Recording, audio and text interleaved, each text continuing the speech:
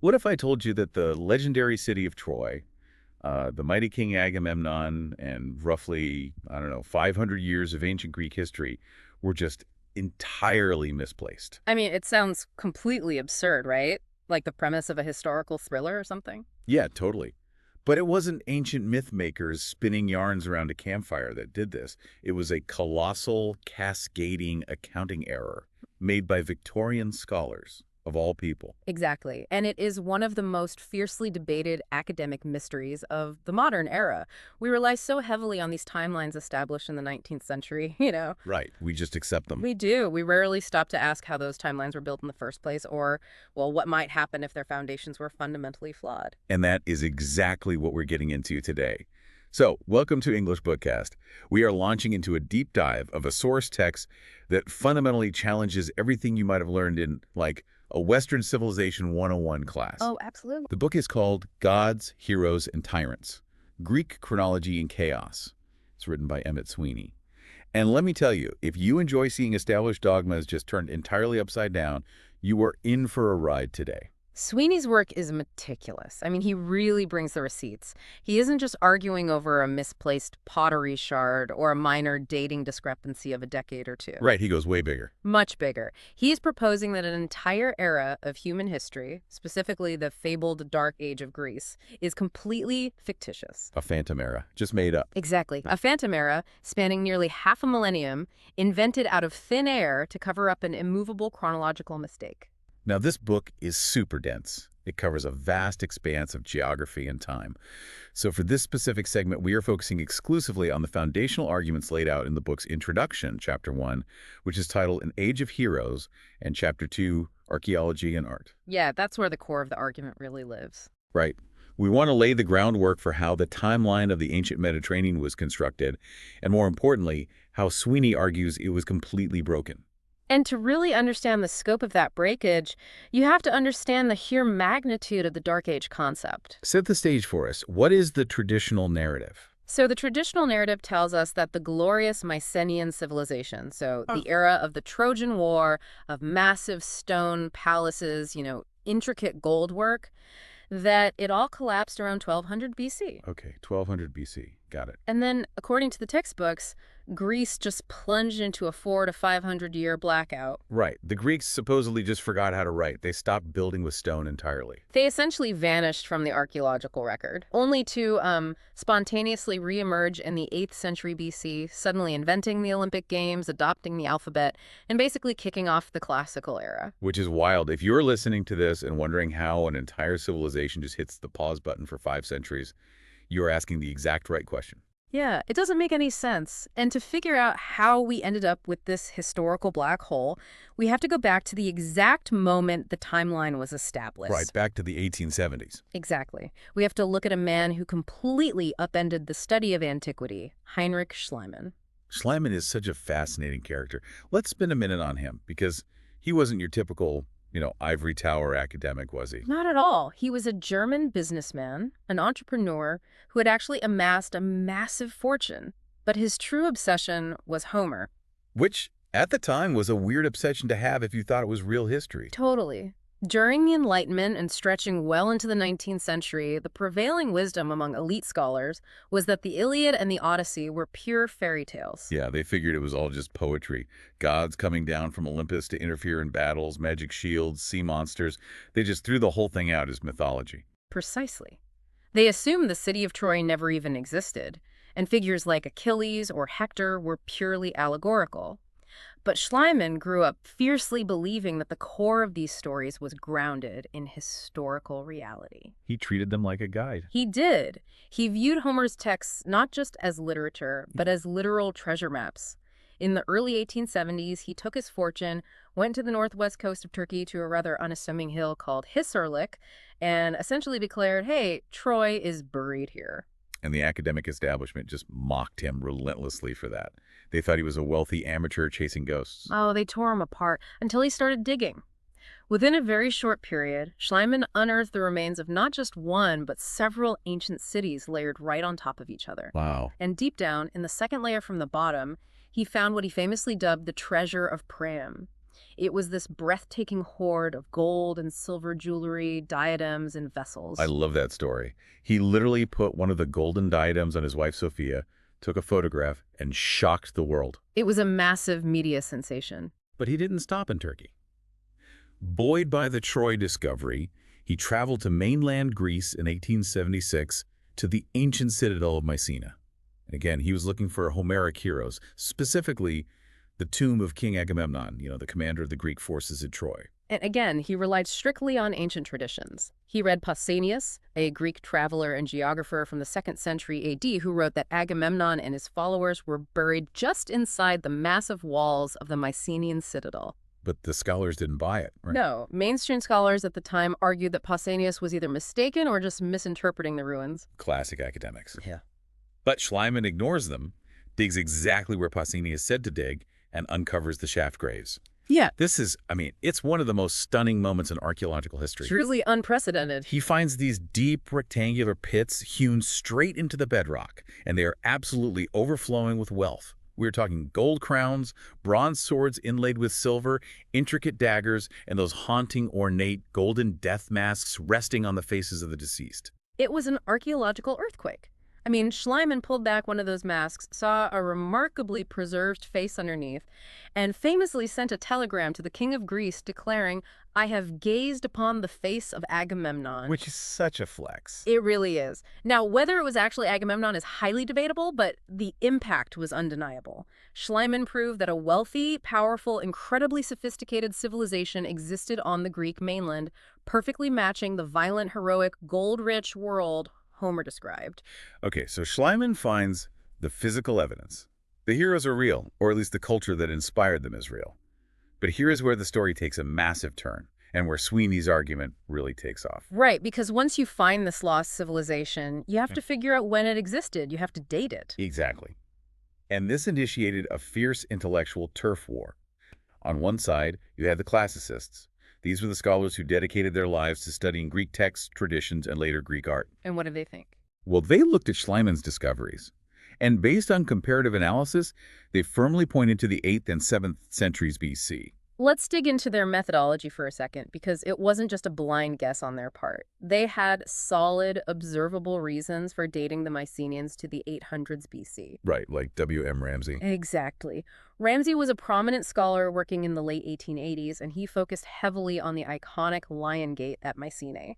This is the main entrance to the citadel, featuring a massive stone relief of two muscular, rampant lions flanking a central pillar. It's an incredible piece of art. It is. And Ramsay extensively studied the art of Phrygia, a kingdom in Asia Minor that flourished in the 8th and 7th centuries BC. Oh, wait. The kingdom of King Midas, right? Exactly that kingdom. Ramsay noted that the specific artistic motif of the Lion Gate, so the way the lions were positioned, the style of the pillar, the heraldic symmetry, was incredibly characteristic of 8th century Phrygian rock-cut tombs. So they looked alike. It wasn't just passing resemblance either. It was practically identical. Ramsay argued logically that the Mycenaeans and the Phrygians must have been sharing architectural and artistic ideas. Therefore, they had to be contemporaries, operating around the exact same time. Which makes perfect sense. If you see two buildings in different cities that both heavily feature Art Deco geometry and chrome plating, you assume they were both built in the 1920s or 30s. Yeah. You don't assume one was built in the 1920s and the other was built during the Crusades. Precisely. It's just basic logic. Another brilliant classicist, Cecil Torr, fought a very public and grueling battle to keep the Mycenaean dating anchored in the 8th century BC based on these stylistic continuities. But they didn't win. No, because then a new, incredibly powerful faction entered the fray, the Egyptologists. Ah, yes. Enter Flinders Petrie. Sir William Matthew Flinders Petrie. He was an absolute titan of early Egyptology, and in the late 19th century, Egyptology carried a supreme level of academic prestige. Why were they so prestigious? Well, the decipherment of the Rosetta Stone a few decades prior had unlocked Egyptian hieroglyphs. Europe was completely gripped by Egyptomania. Egyptian history, with its monumental architecture and meticulous king lists, was viewed as the absolute, infallible gold standard for ancient chronology. Got it. It was seen as hard science compared to the Greek stuff, which was still tainted by the mythology label. So what does Petrie do? Petrie had been excavating in Egypt and found Mycenaean pottery shards. the exact same style of pottery Schleiman found in Greece in the ruins of El Amarna, the capital city built by the Egyptian pharaoh Akhenaten. Oh, wow. Yeah, and conversely, Egyptian artifacts bearing the cartouches of 18th dynasty pharaohs like Amenhotep III were found mixed in with Mycenaean goods back in Greece. So they were definitely trading with each other. There was an active exchange. Unquestionably. They were contemporaries. But here is the crux of the issue. The Egyptologists had already decided, based on their own internal calculations, that the 18th dynasty of Egypt ruled way back in the 15th and 14th centuries BC. So they had their anchor set. Right. So Petrie looks at the classicists and says, you are wrong. If Mycenaean pottery is found alongside 14th century Egyptian artifacts, then the Mycenaean civilization must also be from the 14th century. Okay, let me play devil's advocate here on behalf of our listeners, because this seems like a massive leap. You have Ramsey pointing to a massive stone gate in Greece that perfectly matches 8th century art in Turkey. And you have Petrie pointing to a shiny Egyptian trinket found in the dirt next to a Greek vase. Why did Petrie win? Why did everyone just bow down to the Egyptian timeline? Well, Petrie countered Ramsey's architectural arguments with his own findings. He claimed he had found a small wooden lion in Egypt in a somewhat similar pose to the Lion Gate, and because it was in an Egyptian tomb, he dated it to 1450 BC. A small wooden lion versus a massive stone gate. I know. He argued this proved the motif originated in Egypt much earlier, not in 8th century Phrygia. But honestly, the real reason Egyptology won was because of how their timeline was constructed. They claimed it wasn't just based on pottery styles, they claimed it was rooted in infallible astronomy. This is the Sothic calendar, right? Yes, the Sothic calendar. We need to explain this because it sounds incredibly scientific and intimidating, which is exactly why it overpowered the classicists. How did this calendar actually work? It revolves around the dog star, Sirius, which the Egyptians called Sosis. The ancient Egyptian civil calendar was exactly 365 days long, but they didn't use leap years. Oh, that's a A problem. huge problem. Because the true solar year is about 365 and a quarter days, their calendar slowly wandered out of sync with the actual seasons. So every 4 years, they were off by 1 day. Correct. Now, the heliacal rising of Sirius, the day the star becomes visible on the eastern horizon just before sunrise, was a crucial event in Egypt because it heralded the annual flooding of the Nile. Very important for agriculture. Exactly. Because of the wandering calendar, the rising of Sirius would cycle through the entire Egyptian calendar, falling on a different date, until it finally synced back up with the original New Year's Day. And how long does that whole cycle take? A Sothic cycle takes approximately 1,460 years. Now, late Roman era scholars wrote down the date of a Sothic cycle starting in 139 AD. 19th century Egyptologists took that date and mathematically projected it backward in 1,460-year blocks. Oh boy. Then they scoured ancient Egyptian texts looking for any passing mention of the rising of surface to anchor specific pharaohs to these massive astronomical cycles. That sounds incredibly precarious. You're building a chronological bridge spanning millennia based on a few scattered textual references to a star. It was incredibly precarious. They relied on a single, vaguely worded text from the Middle Kingdom and another from the reign of Amenhotep I to establish the absolute dates for the entire 18th dynasty. That's it. That's it. If they misread a single papyrus, or if the Egyptians had altered their calendar at any point in thousands of years, the entire mathematical edifice would collapse. Cecil Torr, the classicist we mentioned earlier, violently attacked the Celtic dating. Good for him. Yeah, he argued the texts were being misinterpreted, and the astronomical math was being applied far too rigidly to a culture that likely adjusted its calendars. But the establishment didn't listen to Torr, did they? No, they were totally enamored with the perceived mathematical certainty of the Egyptologists. So Petrie's timeline wins. The classicists are overruled. And the entire Mycenaean age, including Schleiman's discoveries at Troy and Mycena, is violently yanked out of the 8th century BC and shoved back in time by 600 or 700 years. Exactly. The 18th dynasty was locked into the 14th century BC, and because they traded with the Mycenaeans were dragged back into the 14th century with them. I want to make sure you listening really grasped the absurdity of what happened here. Let's use a modern analogy. Think about this like a time capsule. Okay, I like this. Imagine you're digging in your backyard and you unearth a sealed metal box. Inside, you find an original Apple iPhone, and right next to it, perfectly preserved, you find a Victorian corset. Now, Any sane person looking at the iPhone would say, okay, this capsule must have been buried sometime after 2007 because that's when the iPhone was invented. Naturally. But in this scenario, the 19th century Egyptologist is standing over your shoulder saying, no, no, no, I am an absolute world-renowned expert on Victorian corsets. And I can tell you with mathematical scientific certainty that this specific corset is from 1850. Therefore, Apple must have invented the iPhone in 1850. That is a phenomenal analogy. That's exactly what happened. You have vast amounts of physical evidence in Greece. The Phrygian architectural parallels, the stylistic evolution of art, all screaming for a recent date. But it is entirely disregarded, ignored, or just aggressively reinterpreted to fit an immovable preconceived timeline imported from a totally different culture down in Egypt. But if the Egyptian timeline was the anchor, and the anchor was flawed, wouldn't someone eventually notice? People did notice, but it took decades, and those who pointed it out were often treated as academic heretics.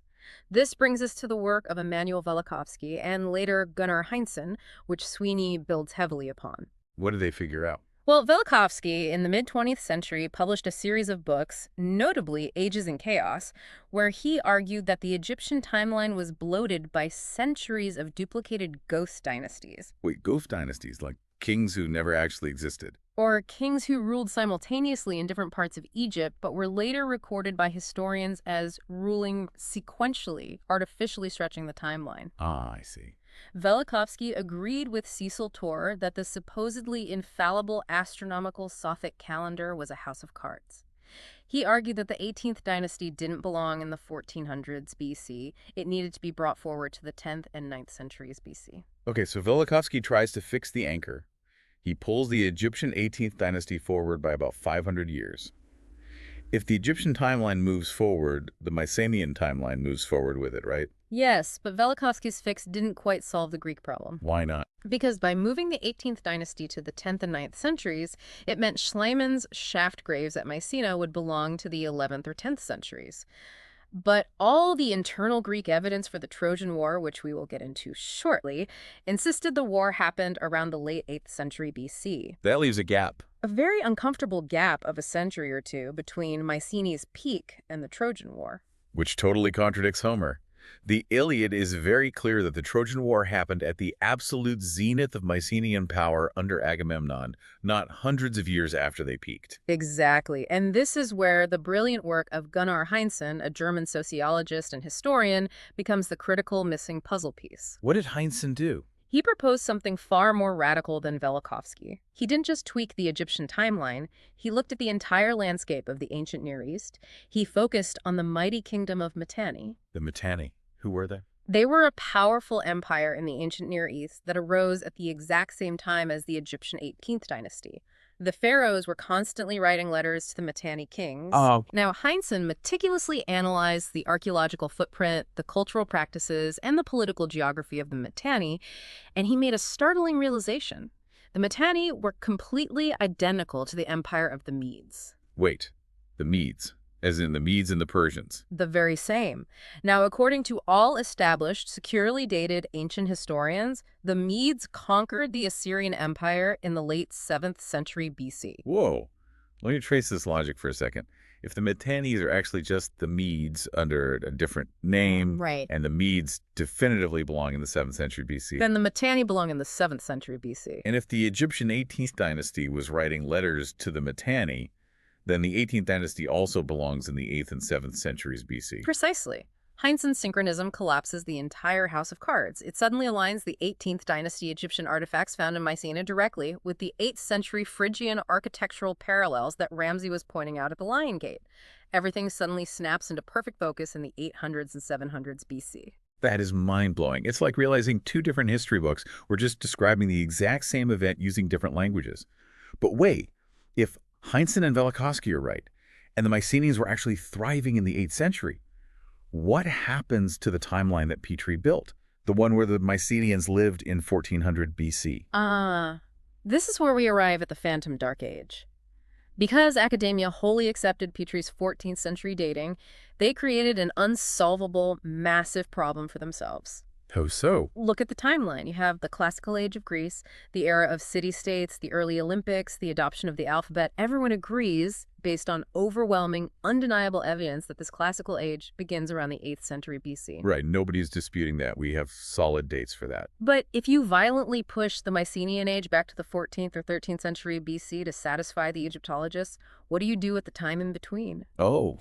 You suddenly have a void, a massive gaping gap of roughly 400 to 500 years between the fall of the Mycenaeans and the rise of classical Greece. And so the Dark Age of Greece was born, not because they actually found evidence of a Dark Age, like ash layers or mass graves or widespread destruction over centuries.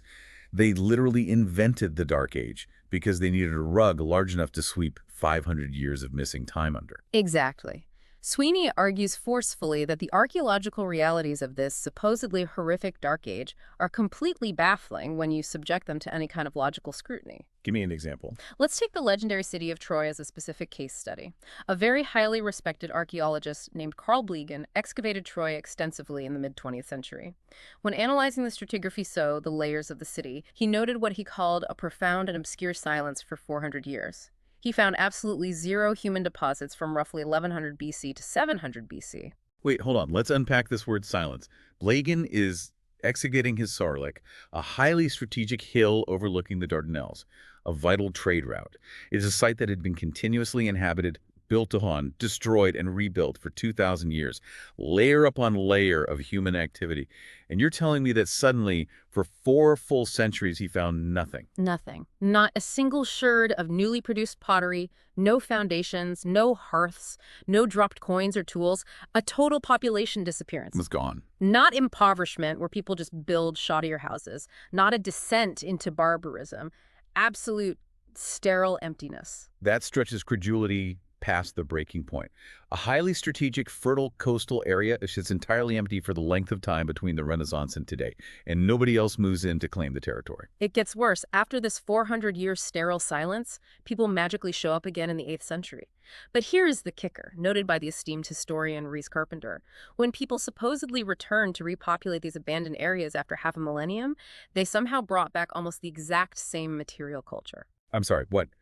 You're telling me a region experiences a total population wipeout, lies completely empty for 400 years, and then a brand new group of people wanders in and starts making the exact same style of artifacts that the people 400 years ago were making? That is statistically and historically impossible. It defies all logic.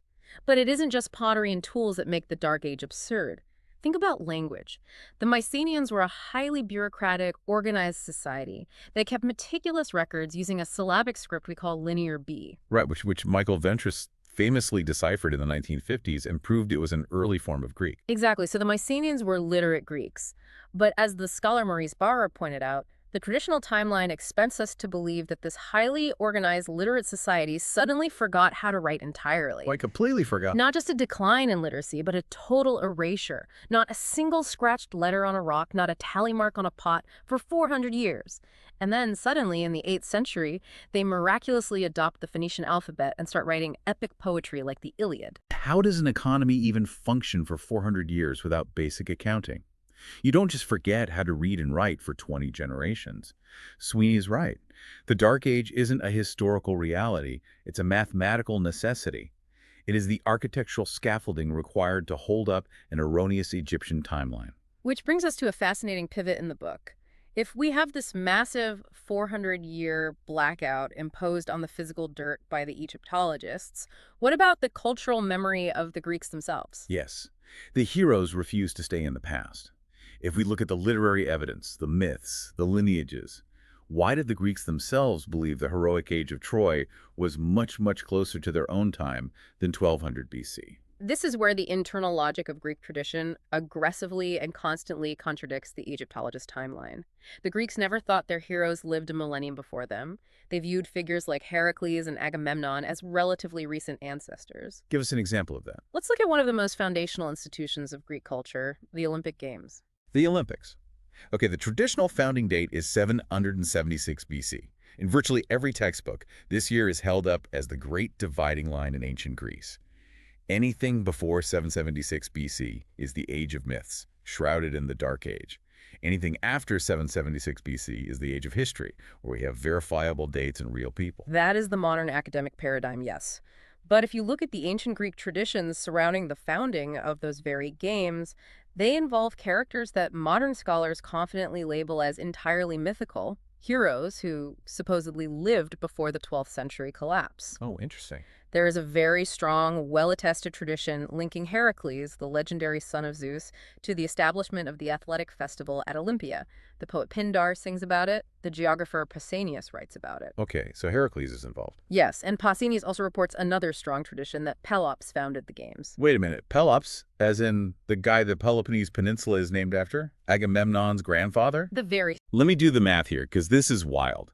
If the Olympic Games were definitively founded in 776 BC, and Agamemnon's grandfather was the one who founded them, how in the world could Agamemnon have fought the Trojan War in 1200 BC? Time is literally flowing backward in that scenario. It is a glaring contradiction, and it isn't just the foundation myths. Homer himself, who most scholars agree was composing his epics not long after the first Olympiad in the 8th or 7th century, casually mentions that Nestor, one of the famous elderly Achaean princes who fought at Troy, actually won prizes at the Olympic Games in his youth. Nestor won at the Olympics. If the Olympics start in 776 BC and Nestor's a young man competing in them, that puts the Trojan War somewhere in the early 700s BC.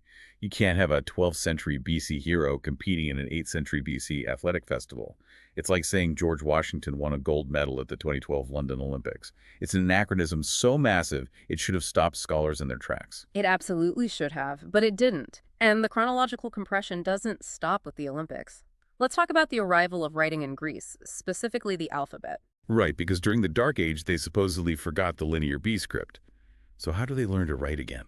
The pervasive Greek tradition holds that a legendary figure named Cadmus arrived from the Levant and brought the Phoenician alphabet to Greece, specifically to the city of Thebes. Okay. Now, historically and archaeologically, everyone, classicists, Egyptologists, modern linguists, agrees that the Phoenician alphabet arrived in Greece around 800 to 750 BC. Okay, so the alphabet arrives around 800 BC. But mythologically, genealogically, Cadmus is heavily embedded in the heroic age. He is said to have lived about 6 generations before the Trojan War. 6 generations before. Okay, hold on, my brain is breaking. If the physical alphabet definitively arrives in 800 BC and Cadmus is the guy who brings it, then Cadmus is alive in 800 BC. Right. And if the Trojan War happens 6 generations after Cadmus, assuming 25 or 30 years a generation, we are pushing the Trojan War all the way down into the mid-600s BC. Or at the very least, all these events are heavily compressed into the 8th and 7th centuries. There is absolutely no room for a 1200 BC Trojan War. Exactly. And Sweeney points out a fantastic detail from the historian Herodotus, the father of history. Herodotus explicitly claimed that he personally saw and read 3 inscribed bronze tripods in a temple at Thebes. 2 of these tripods were dedicated by figures named Amphitryon and Laodamas. Who were they? They were very well-known contemporaries of Pelops, reigning roughly 2 generations before the Trojan War. Now, Herodotus says the writing on these ancient tripods was in an archaic form of the Cadmean script, the Phoenician alphabet. So Herodotus, a reliable historian, is looking at physical metal objects dedicated by guys who lived just before the Trojan War, and the objects are inscribed with an alphabet that wasn't invented until 800 BC. Yes. If the Trojan War was in 1250 BC, how is someone from that era writing in a script that won't exist for another 4 centuries? They couldn't. It's impossible. Let me push back on this, because I genuinely struggle to understand the academic mindset here. If the Greeks themselves, through their foundation myths of the Olympics, their stories of the alphabet, the objects Herodotus saw with his own eyes pointed so clearly, so mathematically to the 8th century, how could brilliant, highly educated 19th and 20th century scholars just ignore the math? How do they justify completely throwing out the genealogies of an entire civilization? It comes down to a fundamental psychological paradigm shift in how 19th century European scholars viewed ancient texts. During the Enlightenment, a deep skepticism took root. Scholars started rigidly and arbitrarily compartmentalizing ancient accounts into myth versus history. What does that mean in practice? They read Homer, with his gods swooping down to protect warriors in a mist, or Achilles talking horses, and they said this cannot be literal history. It offends our rational sensibilities. Therefore, the people in these stories are purely mythical constructs, and their internal timelines are completely irrelevant to real objective history. So because the poetry contained fantastical elements, they threw the baby out with the bathwater. They decided none of the characters were real people, so their family trees didn't matter. Exactly. They drew that arbitrary line at 776 BC. Anything before that was designated mythicon, the age of myths, fit only for literary analysis. Anything after was historicon, the age of history, where real facts began.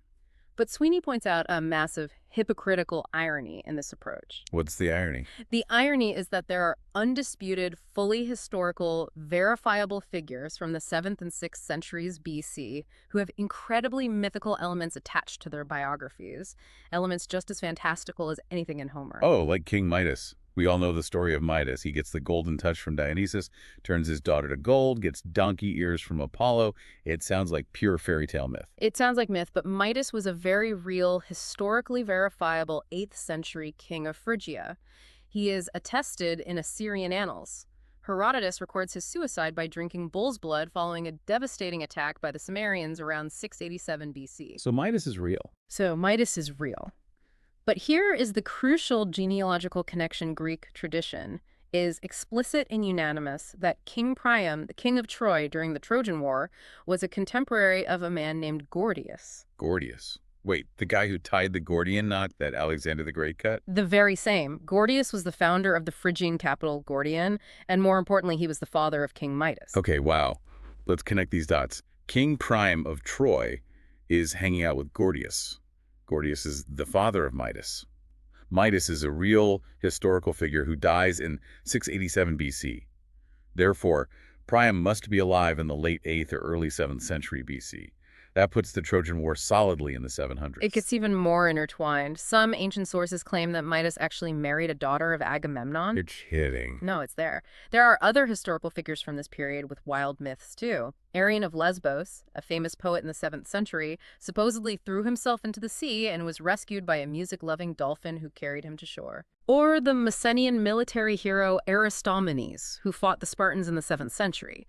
Legend said he was carried out of a deep chasm on the wings of a giant eagle. Okay, so the hypocrisy is glaring.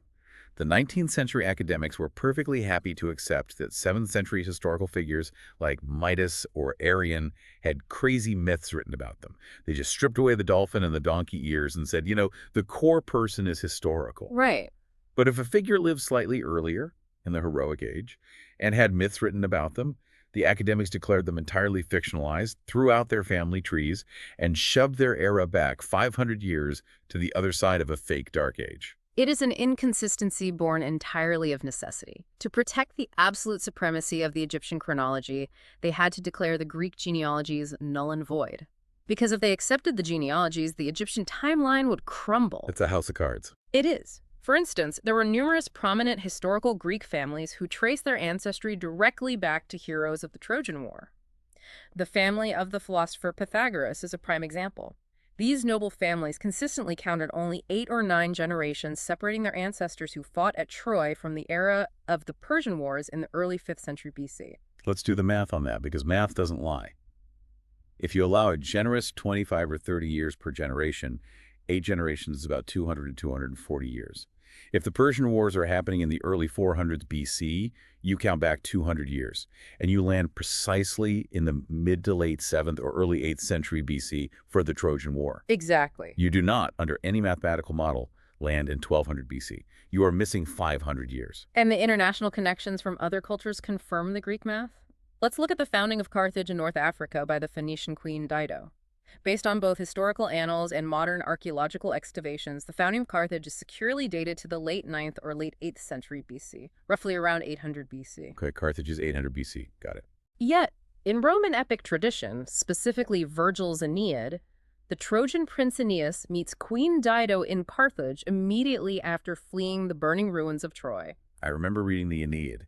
He flees the burning city, sails the Mediterranean, gets blown off course, and lands in Carthage, where Dido falls in love with him. Exactly. But if Troy fell in 1200 BC, as the Egyptologists insist, Aeneas was sailing the Mediterranean in a lost state for 400 years before he magically arrived at a newly founded Carthage to meet Dido in 800 BC. The guy must have had an incredible skincare routine to look good for Dido after 4 centuries at sea. It's just ridiculous when you stack it all up. The internal texts, the Olympic records, the family lineages, the regional histories of the Phoenicians and Romans, they all scream in unison that the heroes of Troy and Mycenae were walking around in the 8th century BC. But again, the Egyptologists and their defenders held the trump card. They would listen to these genealogical arguments and say, well, that's very nice poetry, but we have the physical artifacts, we have the dirt. The dirt doesn't lie. Or so they thought. Because when we transition into the evidence presented in Chapter 2, analyzing archaeology and art, we discovered that the physical dirt actually contradicts the textbooks just as loudly as the myths do. Yes, the stratigraphy wars. When dirt contradicts the textbooks, this is where the debate gets incredibly tangible. For you listening, stratigraphy is the fundamental law of archaeology. It's the study of rock layers, or the layers of earth, ash, and debris built up over time by human habitation. The basic golden rule of stratigraphy is the law of superposition. Older stuff is buried deeper. Newer stuff is deposited on top. That's the core rule, yeah. If the Egyptian timeline is wrong, if the Dark Age is phantom, the dirt layers should prove it. So, to understand this battle, we need to introduce a new art style. What is geometric art, and why is it the linchpin of this argument? Geometric art is a very specific, easily identifiable style of Greek pottery. It is characterized by highly disciplined, rigid lines, abstract forms, meander patterns, like the classic Greek key design, and silhouetted stick-figure humans and animals. It dates securely, without much debate, from the 9th to the 7th centuries BC. Okay. Crucially, there is absolutely no debate among art historians that geometric art is the direct, undisputed ancestor of classical Greek art. You can trace a clear, continuous, logical aesthetic evolution from 8th century geometric to the 7th century archaic style, straight into the glorious naturalistic classical art of the 5th century in Athens. Okay, so geometric art is the indigenous, foundational bedrock of the Greek aesthetic we all recognize. What is the problem? The problem, the massive glaring anomaly that was the bane of early excavators' existence, was where they kept finding this pottery. From Sliman's earliest excavations onward, archaeologists constantly found this 8th century geometric pottery in the exact same dirt layers as the flowing, opulent, supposedly 14th century Mycenaean pottery. The exact same layer, like mixed together. Utterly, inextricably mixed together. The sherds were rubbing against each other in the same undisturbed strata. And in some highly embarrassing cases for the conventional timeline, 8th century geometric pottery was found underneath 14th century Mycenaean ware. Wait, underneath? According to the law of superposition, if it's underneath, it has to be older. Yes. For example, at the site of Philokopi on the island of Melos, a respected excavator named C.C. Edgar found geometric pottery clearly stratified under Mycenaean deposits and mixed with it right up to the end of the occupational layer. Wow. Later, Carl Blegen, the same man who found the silence at Troy, was digging at the magnificent palace of Nestor in Pylos. He found late geometric sherds mixed right in with normal Mycenaean pottery in the upper layers of the ruins. I'm going to use an analogy here because the way academia handled this is infuriating. Imagine you have a really messy roommate. You come into the living room, and there's a copy of today's newspaper sitting perfectly underneath a half-eaten slice of pizza from last night. I can picture it. Now, the logical conclusion, the stratigraphic conclusion, is that the pizza was placed on the table today after the newspaper arrived. But the academic consensus on this mixed pottery is like your roommate insisting, no, that pizza is definitively from yesterday. The living room must have experienced a localized seismic event or a strong draft that perfectly slid today's newspaper underneath yesterday's pizza without disturbing the pepperoni. That is precisely the mental gymnastics they employed. In archaeology, they called it disturbed Bert. Whenever a 19th or 20th century archaeologist found 8th century geometric pottery intimately mixed with 12th century Mycenaean pottery, they refused to believe their own eyes. I just made excuses. They blamed ancient builders. They claimed that when later Greeks were building new temples, they dug deep trenches, leveled the ground, and accidentally churned 500 years of carefully separated history into a single, confusing, homogenized layer. But you can't use the messy roommate excuse for every single major archaeological site in the Aegean. At some point, when you keep finding the newspaper under the pizza everywhere you look, you have to admit they were just eating pizza and reading the paper at the exact same time. The most devastating example of this academic denial is at Tyrants, an incredibly massive Mycenaean citadel near Argos. Schliemann and his brilliant architect colleague, Wilhelm Dürpfeld, excavated a magnificent, sprawling Mycenaean palace there. Right on top of it, using part of the exact same structural foundations, was a smaller, narrower temple dedicated to the goddess Hera. Okay. Now, according to the textbooks, the Mycenaean palace is 12th century BC or older, destroyed in the Great Collapse. The Hera temple is archaic Greek, definitively dated to the 6th century BC. Okay, so there is supposedly a 600-year gap between the destruction of the palace and the building of the temple. But here is what Dörpfeld and the excavators actually found. The plastered floor of the ruined Mycenaean palace served directly as the floor of the 6th century temple. Furthermore, the site was absolutely littered with terracotta votive flasks, little religious offerings, dating continuously from the 7th, 6th, and even 5th centuries BC, right on that same floor. So the traditional timeline, anchored by Egypt, demands that we believe a sprawling Mycenaean palace burned down in 1200 BC. And the floor of this palace sat there, perfectly preserved, exposed to the rain, the wind, and local scavengers, totally untouched by human hands for 600 long years. Until some 6th century Greek strolled up, looked at this pristine ancient ruin and said, hey, nice floor, let's build our temple right here. Yeah. It is an absurd proposition, and the architecture proves it. Somehow, the 6th century builders precisely adapted the ancient Mycenaean altar for their new temple, implying a continuous, unbroken memory of the site's sacred layout. Sweeney argues this completely ruins the narrative of a 12th century total societal collapse. It shows continuous, uninterrupted use of a sacred space from the Mycenaean era directly into the classical era. And what about the physical art itself? If you keep finding Mycenaean gold and pottery in the same dirt as geometric pottery, surely the art experts tried to figure out how they relate visually. They did, and it caused one of the most bitter and fascinating controversies in the history of archaeology during the late 19th and early 20th centuries. Take the discoveries at the Dictaean Cave in Crete, the mythical birthplace of Zeus. Arthur Evans, who later famously excavated Knossos, and other scholars found a trove of bronze figures and pottery there. And the world's leading experts literally could not tell if the items were second-millennium Minoan-Mycenaean or 8th century geometric. You're kidding. They couldn't tell them apart. They looked virtually identical. To quote John Boardman, a highly respected art historian, speaking on some bronze human fox from the cave, these Cretan figures have been dated, apparently by style, to late Minoan III. They must be related in some way to the well-known geometric type of mainland Greece, which exhibits the same characteristics. That's a massive admission. They found miniature animal figures, bronze knives featuring human heads on the handles, depictions of women wearing full, bell-shaped skirts, and in almost every case, the academic establishment was violently torn. Half the authorities said, this is clearly Minoan Bronze Age art from 1400 BC. The other half said, no, this is clearly geometric Iron Age art from 800 BC. They are looking at the exact same physical object and guessing dates that are half a millennium apart. Because their preconceived timelines refuse to allow them to admit the obvious. Yeah. That Minoan, Mycenaean, and geometric art are all happening at the exact same time. You mentioned earlier the two towering figures in archaeology at this time, Adolf Furtwängler and Wilhelm Dörpfeld, had a massive public debate over this very issue. Yes, the Furtwängler-Dörpfeld debate is legendary. Furtwängler was a brilliant art historian who vigorously defended the Egyptian chronology. When faced with the mixed dirt layers, he argued that geometric art must be a later degraded evolution and that any mixing in the dirt was simply disturbed strata. Classic excuse. What did Dörpfeld say? Dörpfeld, on the other hand, was an architect and a master of stratigraphy. He saw geometric pottery consistently mixed with or even lying underneath Mycenaean deposits across multiple sites. Dörpfeld argued the opposite. Based on the dirt, geometric art must be older than Mycenaean art, pushing geometric art all the way back into the second millennium BC. So one genius says A comes after B, the other genius says A comes before B. And the academic consensus, desperate to maintain the Dark Age and the Egyptian anchor, essentially ignored both of their logical deductions.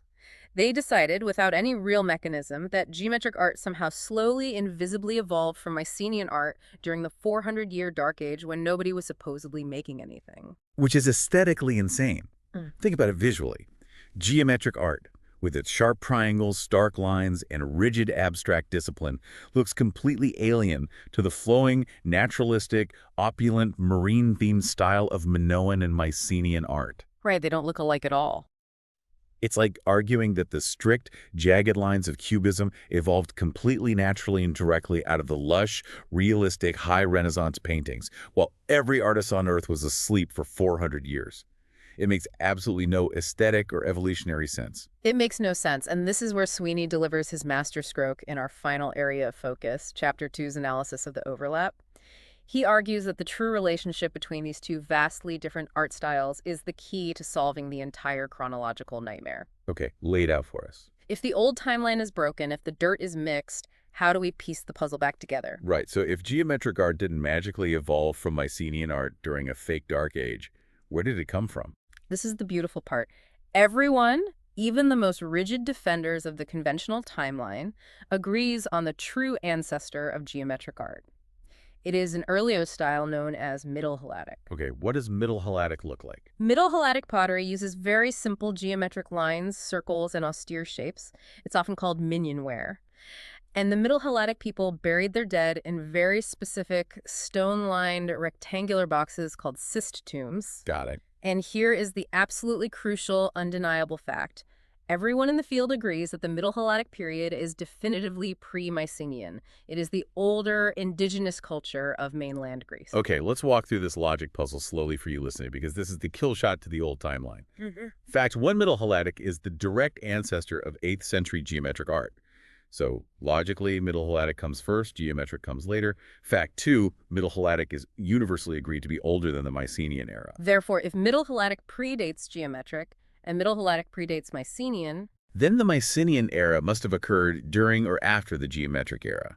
It forces the Mycenaean age, the age of Agamemnon and the Trojan War, right down into the 8th and 7th centuries BC. There is no escape from that syllogism. The math is absolute. exactly. So, what is the historical reality? How do we explain these two wildly distinct styles, the rigid geometric and the flowing Mycenaean, existing in the exact same dirt layers? Sweeney proposes a brilliantly simple solution. Mycenaean wasn't an ancient, lost chronological era at all. It was an imported luxury aesthetic. An aesthetic, not an epoch. Yeah. It makes so much sense. Yes. The geometric culture represents the indigenous, everyday Greek population.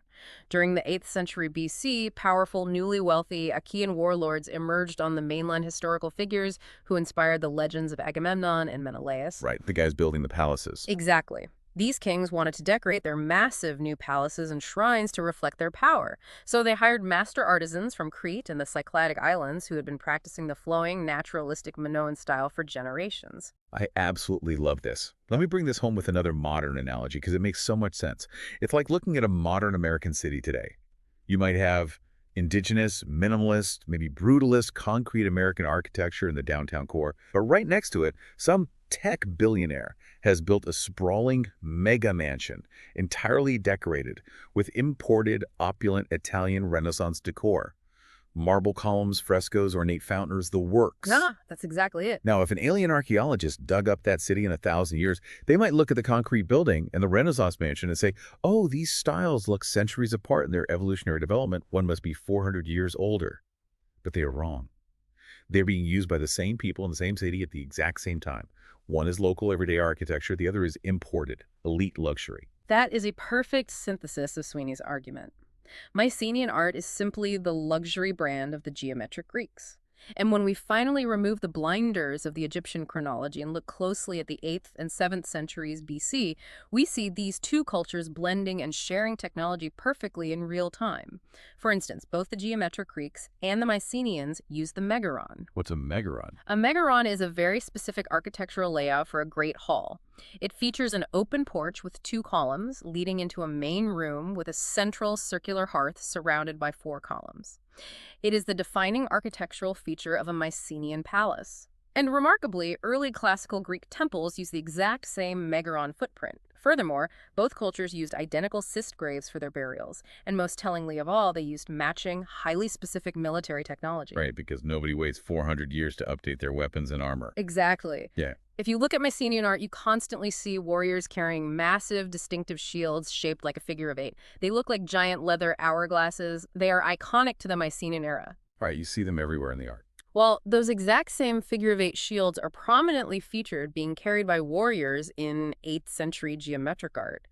You don't abandon a highly complex, specific shield design for 400 years of illiterate darkness and then spontaneously reinvent it with the exact same visual flair. They were fighting side by side. Sweeney goes into some specific art parallels in Chapter 2 that are just devastating to the old timeline.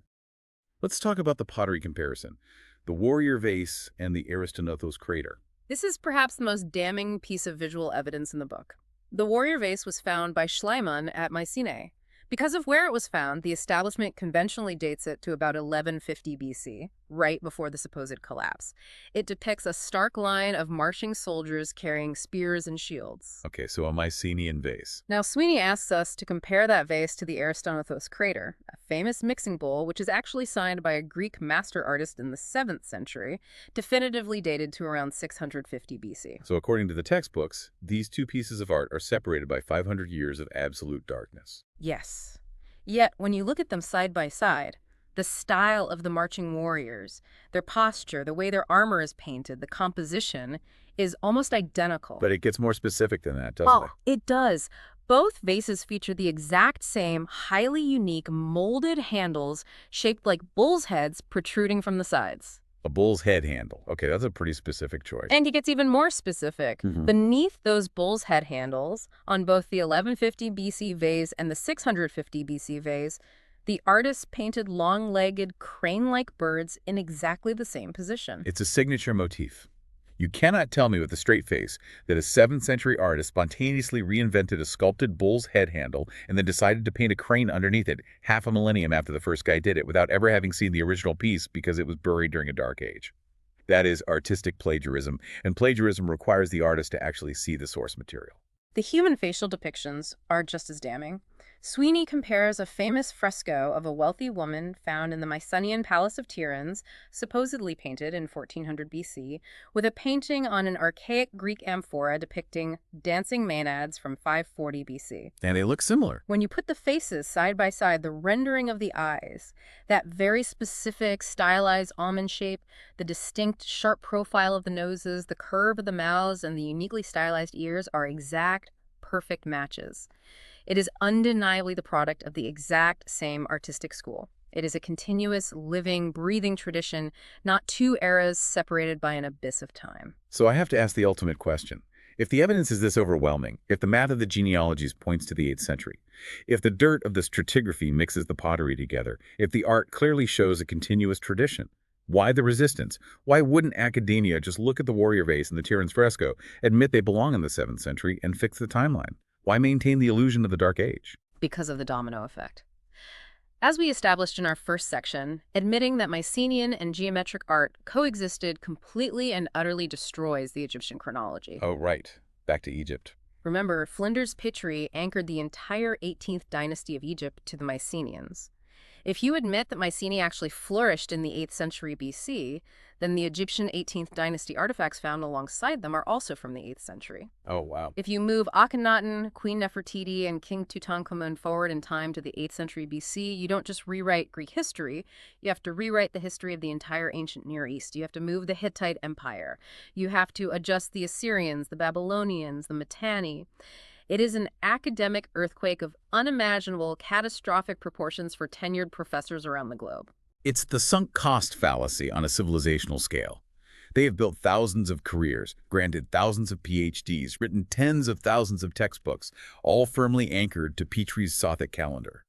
To admit that the Orientalizing period of Greek art wasn't a sudden, miraculous relearning of lost Bronze Age skills, but just Cretan artists working alongside everyday Greek potters in real time.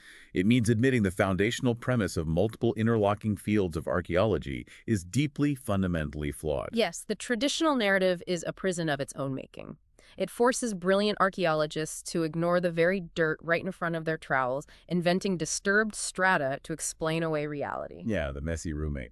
It forces historians to invent a phantom dark age where 20 generations of Greeks sat in utter silence, conveniently forgetting how to write, paint, or build a simple stone wall.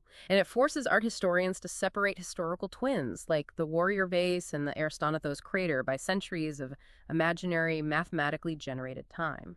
Okay, we need to bring this incredibly deep dive to a close, because my mind is officially blown. The implications of Sweeney's introduction, Chapter 1 and Chapter 2, are just staggering. By blindly anchoring the vibrant, living history of Greece to a rigidly mathematical, heavily flawed Egyptian calendar, early scholars literally ripped the timeline of Western civilization apart. They really did. They created a fictional 400-year dark age out of nothing but a need to balance the books. They forced archaeologists to invent excuses for the dirt, And they took the heroes of Homer, who by all genealogical, artistic, and cultural logic lived, fought, and died in the 8th century BC, and marooned them in the 12th century. It is a profound cautionary lesson in how a single foundational assumption, if clothed in the aura of unquestionable science and left unchallenged by institutional momentum, can warp our entire understanding of human history. When the math of the genealogies doesn't add up, when the layers of dirt contradict the textbook, we must be willing to question the textbook itself. Absolutely. Now, if you are listening to this and wanting more, do not worry. I have to explicitly announce that other parts of this fascinating book will be analyzed subsequently in future deep dives here on English BookCast. We're going to get much deeper into the linear B script, the geopolitical evidence from abroad, and how this drastically shortened timeline realigns the great cataclysmic wars of the ancient world. You definitely won't want to miss it. There is so much more to uncover. The historical detective work regarding the Hittites and the Sea Peoples only gets more intense and revealing from here. But for today, I want to leave you with a final, lingering thought. Think back to that time capsule with the iPhone and the Victorian corset. If the timeline of Western civilization's foundation, the very era of Homer, the Trojan War, and the dawn of classical Greece, can be artificially stretched and distorted by 500 years simply because of a blind institutional allegiance to one flawed calendar, what else is wrong? What other established historical eras, what other mysterious dark ages or sudden inexplicable societal collapses in the deep history of humanity aren't real historical events at all? What if they are just massive accounting errors buried under a mountain of textbooks, waiting for someone brave enough to correct the ledger? Keep that in mind the next time you walk through a museum. Thanks for joining us, and we'll see you next time. Imagine a highly advanced society completely losing the ability to write for, 500 years. Right, just total, absolute cultural amnesia. Exactly. I mean, the bustling cities are abandoned, the bureaucratic scripts are completely forgotten, the population supposedly just plunges into this profound, unrecorded silence. A dark age, essentially. Yeah, total dark age. And then suddenly, they wake up half a millennium later and write a flawless, hyper-detailed, epic poem about the exact world they supposedly forgot. Down to the street level, honestly. Down to the specific names of regional mayors. It sounds like a bad sci-fi movie, but as we dive into the sources today, we are looking at a legitimate archaeological paradox, one that has, haunted historians for decades. Oh, absolutely. This is the exact, frankly impossible situation we are handed when looking at the traditional textbook timeline of Homer's Iliad and Odyssey and the infamous Greek Dark Age. It is the absolute definition of a chronological nightmare. It really is. And today's deep dive into the source material is going to challenge the very fabric of those ancient timelines. By examining the literacy puzzle of Greece, the physical evidence of displaced artifacts abroad, and the paper trail across the Mediterranean, we are going to guide you through a radical reevaluation of history presented by our sources. And we should clarify, mainstream historians fiercely reject this realignment, right? They point to their own established dating methods. They do, yeah. But looking purely at what this author proposes, we are exploring a paradigm where this phantom 500-year dark age might never have existed at all. Which is just a massive claim. So we really need to break down what this dark age is supposed to be. Let's do it. Because the traditional timeline that you find in any high school or college textbook claims the great Mycenaean civilization, the era of bronze-clad heroes and massive palatial estates, fell around 1200 BC. And what supposedly followed was this 500-year void of total illiteracy, absolute barbarism, and massive depopulation. And that darkness supposedly only ends when the Greek alphabet suddenly appears out of nowhere in the 8th century BC. Which is a huge leap of faith to begin with. Totally. Yet Homer's epics, which were compiled after this dark age, perfectly describe Bronze Age Mycenaean life. And I don't just mean, vague descriptions of guys swinging swords. It's granular. Extremely granular. Homer gives incredibly specific geographical details of towns that were long abandoned and buried by the 8th century. He mentions the meadowlands of Telos, the specific vineyards of Hine, the windy heights of Anispe, the white cliffs of Olesen. The sheer absurdity of the literacy gap required to make this textbook timeline work is it's staggering. Yeah. The classicist Maurice Barra explicitly calls it an astounding state of affairs, because we are told by the traditional timeline that not a single scratched letter on a pot, on a stone, or on a piece of clay has been found from this 500-year period. Anywhere in Greece, right? Anywhere. Not a single scrap. Think about what that implies for a second. We are asked to believe that a complex society utterly lost the art of writing, yet somehow orally preserved perfectly accurate census-level data about long-dead cities through half a millennium of illiterate barbarism. I mean, if you're listening to this right now, you're probably thinking, how could thousands of historians accept a 500-year gap if it makes no logical sense? It's a fair question. And honestly, that's exactly what I thought when I first looked at the source material, because the tension completely snaps when we look at the Linear B tablets. Ah, yes. Linear B. These were the clay tablets used by the Mycenaeans for their bureaucratic record-keeping. They weren't writing poetry, right? They were writing tax receipts, inventory lists for sheep, military rosters. Just mundane administrative stuff. Exactly. And the only reason we even have them is because the palaces they were stored in, like the ones at Pylos and Knossos, burned down. Right, the fire accidentally bakes the raw clay and preserves them in the ash. It's ironic. It is. And for decades after they were dug up, archaeologists thought these tablets were written in some foreign, non-Greek Minoan language. Well, that was the prevailing assumption until 1952. Oh, this is the Michael Ventris story, right? Yeah, the English architect and cryptographer. He cracked the code, and it just shocked the academic world. Because Ventris didn't just guess. He used a rigid mathematical grid system to map out how often certain symbols appeared next to others. Oh, wow. He realized it wasn't an alphabet where one symbol equals one sound, but a syllabary. Meaning what exactly? So meaning one symbol represents a consonant-vowel pairing like ka or ti. And when he finally plugged in the phonetic values, he realized to his astonishment that the language was Greek. Mind-blowing. It was an incredibly ancient form of Greek, but Greek nonetheless. But it gets even more complicated for the traditional timeline. Once scholars could actually read the tablets, they found the specific names Homer used in his epics. Wait, really? Yeah, they found Achilles recorded at Knossos and Pylos, they found Theseus, they found Castor. Wait. They found actual Homeric names on tax receipts from a civilization that supposedly died 500 years before Homer lived. They did. They even found a tablet in Pylos mentioning a man named Laodocos holding a specific plot of land in a village where a man named Antenor is the local mayor. No way. Yes, and if you read the Iliad, Laodocos is a named warrior from Pylos, and his father is Antenor.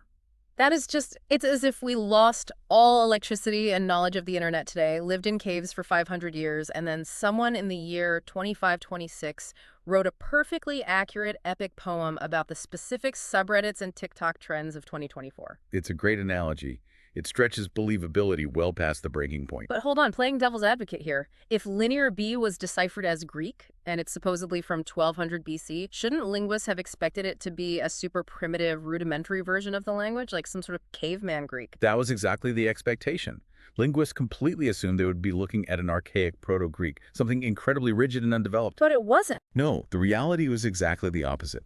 The source text highlights that Linear B actually shows highly advanced linguistic features that heavily resemble the Arcado-Cypriot dialect of the 7th century BC. Okay, unpack that for me. What does that mean exactly? Arcado-Cypriot dialect. It refers to a specific flavor of ancient Greek spoken in the region of Arcadia and the island of Cyprus during the classical period.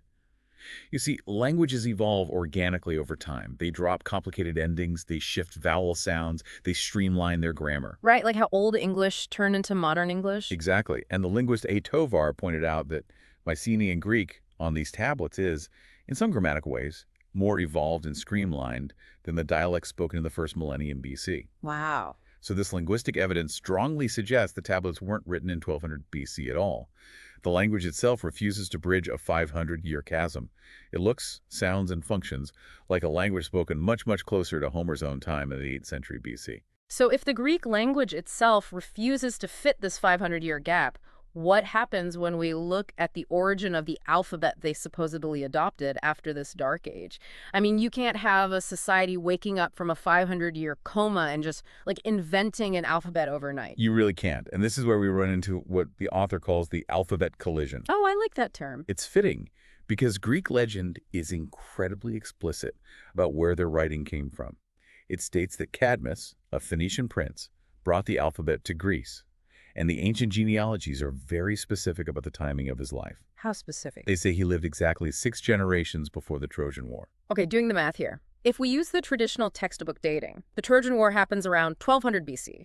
6 generations before that puts Cadmus and his alphabet arriving in Greece sometime in the, 1300s BC or early 1400 BC? Yep, and that is the chronological nightmare in a nutshell. Yeah. Because the earliest physical archaeological evidence of the Greek alphabet dates to around 750 BC. No one, not even the most staunch traditionalist historian, believes the Phoenician alphabet existed in the 14th century BC.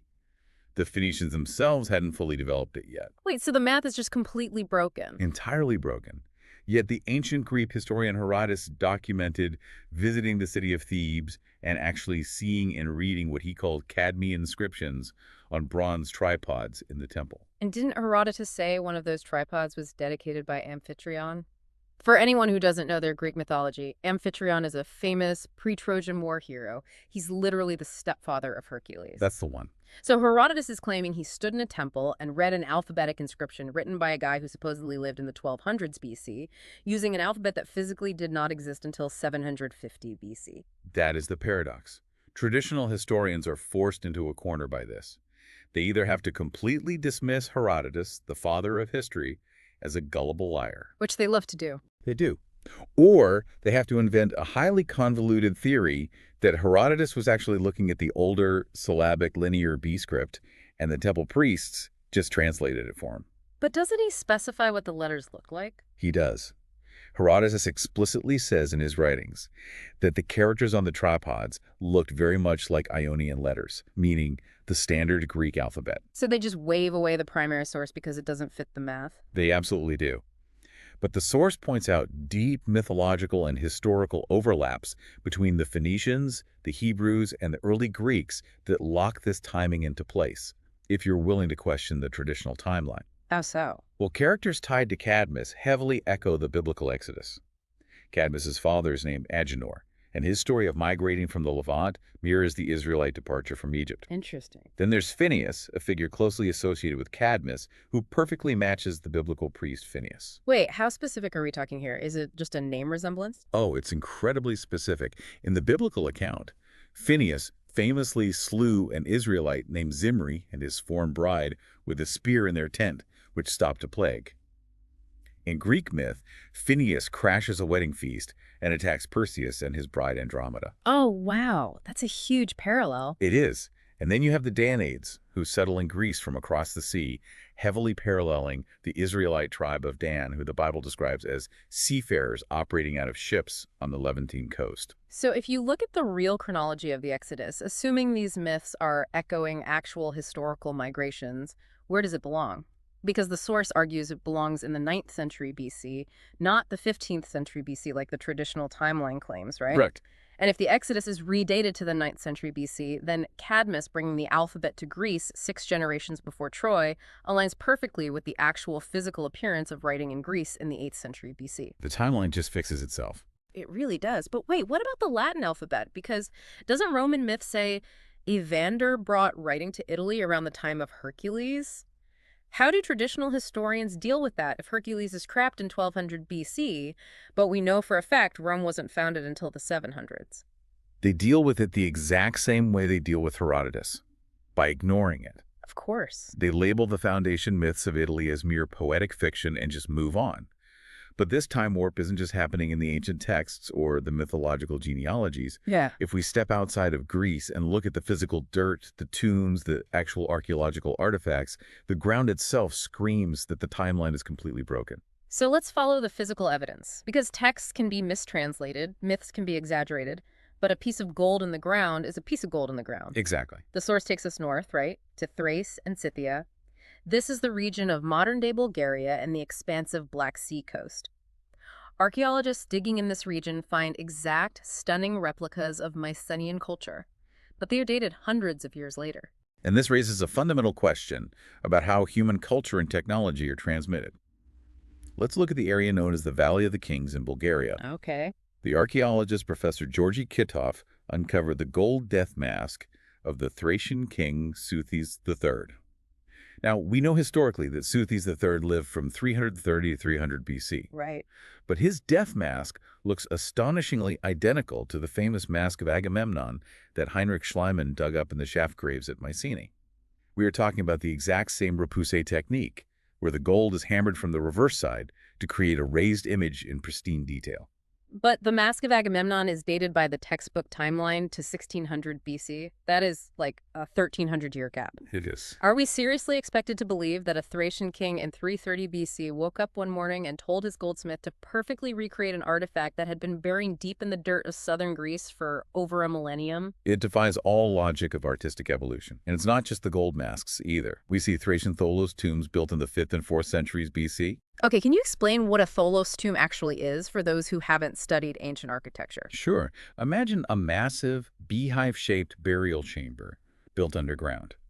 To create that dome shape, without using modern cement or arches, they used a technique called corbelled vaulting. Corbelled vaulting, okay. You stack stones in a circle, and with each new layer, you step the stones slightly inward toward the center, overhanging the layer below it, until they finally meet at the top with a single capstone.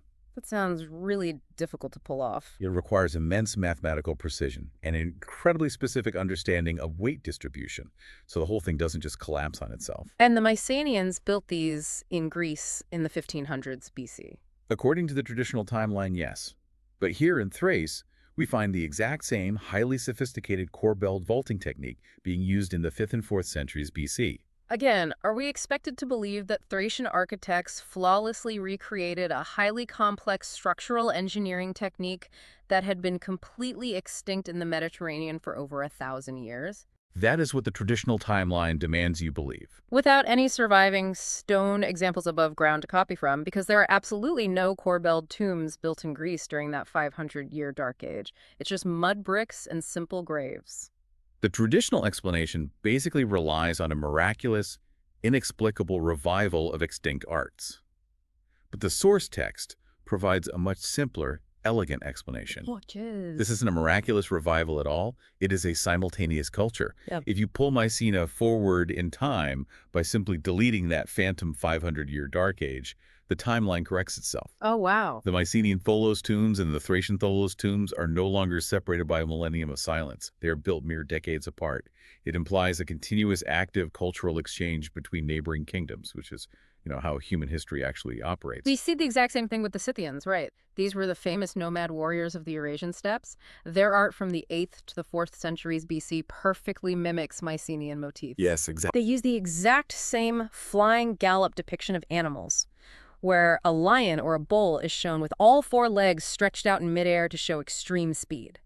And they use the same specific animal combat scenes that were completely unique to Mycenae. The Russian archaeologist Mikhail Rosmoshev actually noted this decades ago.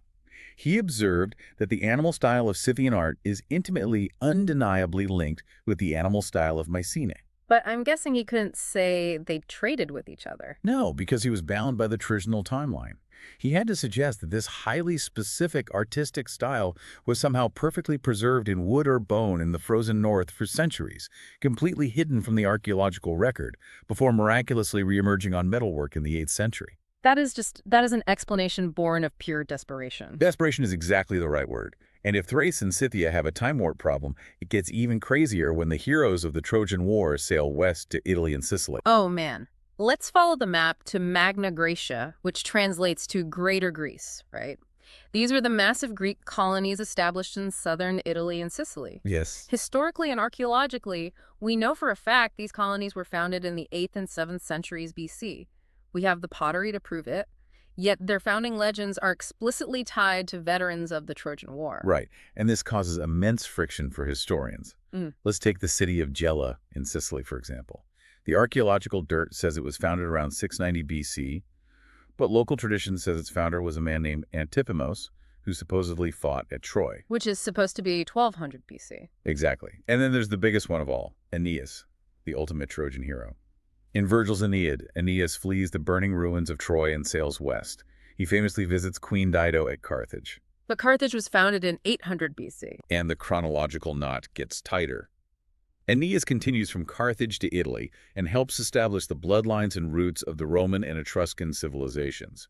But the Etruscan civilization only appears in the archaeological record in Italy around 700 BC. Rome itself is traditionally founded in 753 BC. This is like reading a history book that claims George Washington crossed the Delaware, won the American Revolution, and then immediately hopped on a plane to go help found Silicon Valley in the 1970s. That is exactly what it's like. The geographical and temporal mismatch is absurd. How on earth do traditional historians explain Aeneas hanging out with Queen Dido in 800 BC if Troy fell in 1200 BC? As we mentioned earlier, they dismiss the entire foundation myth of Rome and Carthage as poetic fiction. They claim Virgil and others just wanted to tie their cities to the glory of Troy, so they made it up. But the physical evidence refuses to be dismissed so easily, right? Yeah. Right. Herodotus wrote that the Etruscans descended from the Lydians of Asia Minor. Basically, the immediate neighbors of the Trojans. Archaeologists used to laugh at this idea until they found an Etruscan inscription on the island of Lemnos, which is right next to the ruins of Troy, dating to the geometric period. The geometric period, for those of us who aren't art historians, that's roughly the 9th to 7th centuries BC, right? Characterized by pottery decorated with geometric shapes, meander patterns, highly stylized stick figure-like humans. Exactly. It's the art style that immediately follows the supposed Dark Age. But it gets more specific. We also find vaulted Etruscan tombs in Italy that perfectly mirror the Mycenaean architecture we discussed earlier. Oh, wow. And then we find artifacts like the Aristonathos vase from the Etruscan city of Cerveteri. This is a 7th century vase showing naval battle themes. When you put it side by side with the famous Mycenaean warrior vase, which supposedly dates to the 12th century BC, the styles, the motifs, the way the warriors are holding their spears are perfectly identical. Identical, like they look exactly the same. Perfectly identical. Art historians look at these two vases and are entirely baffled by how a 12th century Mycenaean motif perfectly teleported onto a 7th century Etruscan vase without any intermediary steps. Okay, let's pause here, because if you're listening, you have to be asking yourself the obvious question. If removing this 500-year Dark Age solves the alphabet problem, solves the Thracian tomb problem, solves the Scythian art problem, and perfectly aligns the founders of Rome and Carthage with the heroes of Troy, why on earth do historians insist on keeping the 1200 BC date for the fall of Troy? It's a great question. Why hold on to the Dark Age if it causes so much pain? What is stopping them from just sliding the timeline forward? What stops them is an anchor dragging the whole chronological ship down. And that anchor was found on the island of Cyprus, but it is tied directly to the rigid chronology of Egypt. Welcome to the Battle of Enkomi. We need to walk through the mechanics of this, because this is where the 500-year Dark Age was actually born. It is the birthplace of the Dark Age, Yeah. literally. So Cyprus is this massive island in the eastern Mediterranean, and it held on to Mycenaean culture, including a descendant of the Linear B script, all the way into the 4th century BC. When the British Museum began excavating the ancient Cypriot metropolis of Enkomi in 1896, the lead archaeologist, a man named A.S. Murray, uncovered pristine Mycenaean tombs. Right. And what he found inside forced a brutal showdown over how we date human history. It really did. Because Murray found tombs filled with incredibly specific artifacts, gold pins, porcelain, and variegated glass. He analyzed the workmanship using standard Greek stratigraphy and typology. Let's define typology quickly for the listeners. Typology is essentially how archaeologists date things based on their style, right? Like how, a 1950s car looks different from a 1990s car. Precisely. You look at the shape of a pot or the technique used on a piece of jewelry, and you compare it to known examples. Murray realized these items perfectly matched 8th and 7th century BC Greek artifacts. So the timeline fits. Yes. For example, he found a gold pin with 6 discs that was identical to a pin depicted on the famous 6th century Francois vase. The glass vessels were identical to 7th century glass found on the island of Rhodes. Everything about the Greek craftsmanship screamed that these Mycenaean tombs were from the 8th or 7th century BC. But there was a catch, a massive timeline-destroying catch. In those exact same tombs, lying right next to 7th century style glass, they found a metal ring bearing the cartouche of the Egyptian heretic pharaoh Akhenaten. The cartouche being that oval loop containing Egyptian hieroglyphs that spells out a royal name. Right, and they also found a scarab, carved beetle amulet belonging to Queen Tai, his mother, from the Egyptian 18th dynasty. And here's where the trap snaps shut. Flinders Petrie and the powerful Egyptologists of the time had already declared that the 18th dynasty lived in the 1400s BC.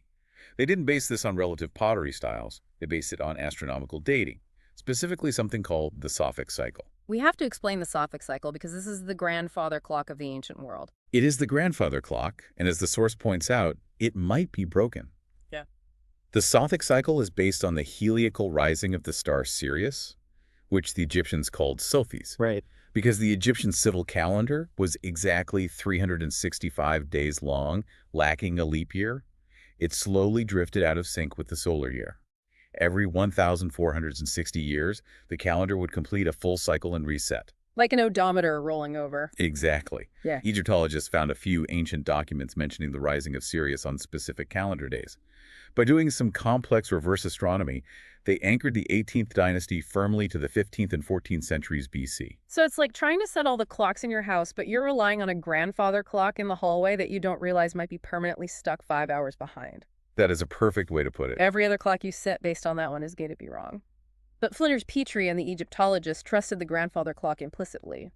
Therefore, they argued, if an 18th dynasty ring is in this tomb in Cyprus, the tomb must be from the 1400s BC, regardless of what the Greek pottery looks like. Murray literally pleaded with them. He pointed to the white dotted lines on the pottery, the specific soldering techniques on the gold pendants, all matching 7th century Greek shapes and techniques. He essentially said, look at the Greek evidence.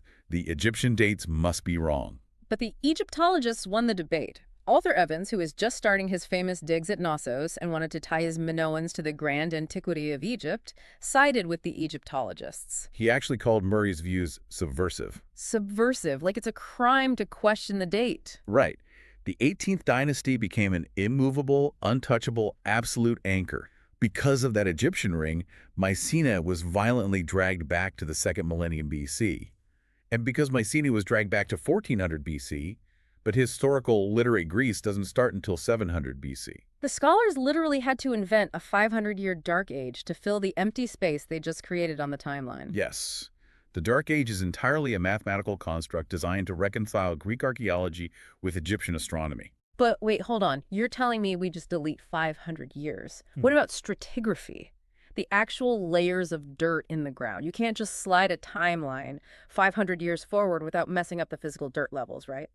Doesn't the dirt prove the 500 years happened? You would think so, but stratigraphy is relative, not absolute. The dirt can tell you that layer A is older than layer B, but it cannot tell you how many years passed between them. Oh, I see. If a city is destroyed and rebuilt 50 years later, the dirt looks very similar to a city destroyed and rebuilt 500 years later.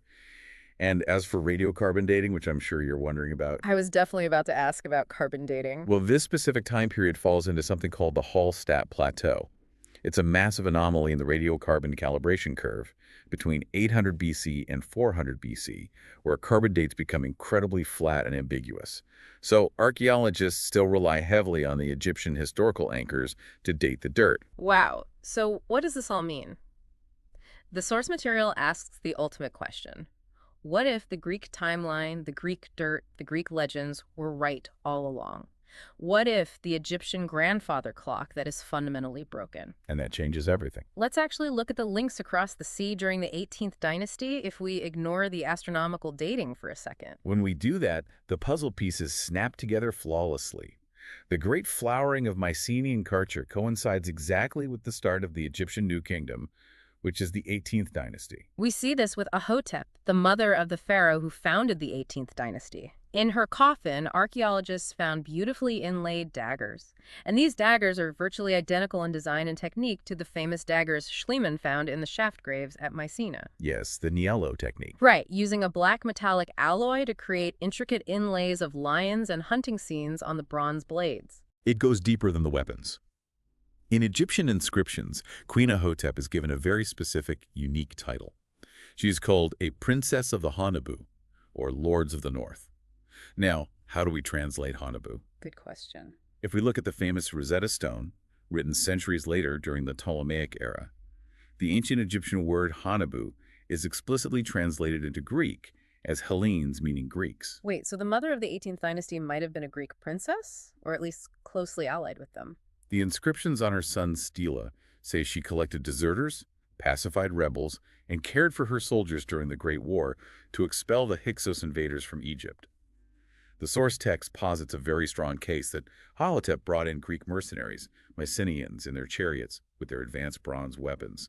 to help the Egyptians drive out the Hyksos. Okay, we need to talk about the Hyksos because this is where the source offers a massive tectonic historical realignment. It's fascinating. Traditional history says the Hyksos were mysterious, unidentified Asiatic invaders who took over Egypt in the 1500s BC.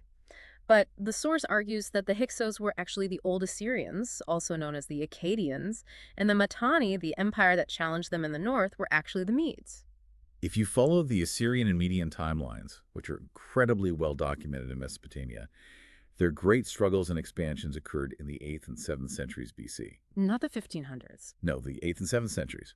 If the Hyksos are indeed the Assyrians, then the fall of the Hyksos in Egypt aligns perfectly with the 8th, 7th century struggles of the Near East. And if the 18th dynasty rose to power by defeating those Hyksos, then the 18th dynasty belongs in the 8th century BC, not the 1500s. Okay, I have to ask a multi-million-dollar question. If the 18th dynasty actually belongs in the 8th century BC, and the artifacts in the Mycenaean shaft graves perfectly align with the start of the 18th dynasty, does that mean Heinrich Schliemann was actually right? Oh, I know where you're going with this. Did he really find Agamemnon? If this chronology is corrected, yes, absolutely. Remember, Schliemann didn't dig blindly. He followed the local oral traditions and Pausanias's ancient guidebook to dig exactly where legend said Agamemnon was buried. Right. He dug at Mycenae, and he found magnificent burials of a great king covered in gold. But he was told by the academic establishment that he was wrong, purely because the Egyptian artifacts found alongside the bodies were dated by Egyptologists to 1600 BC.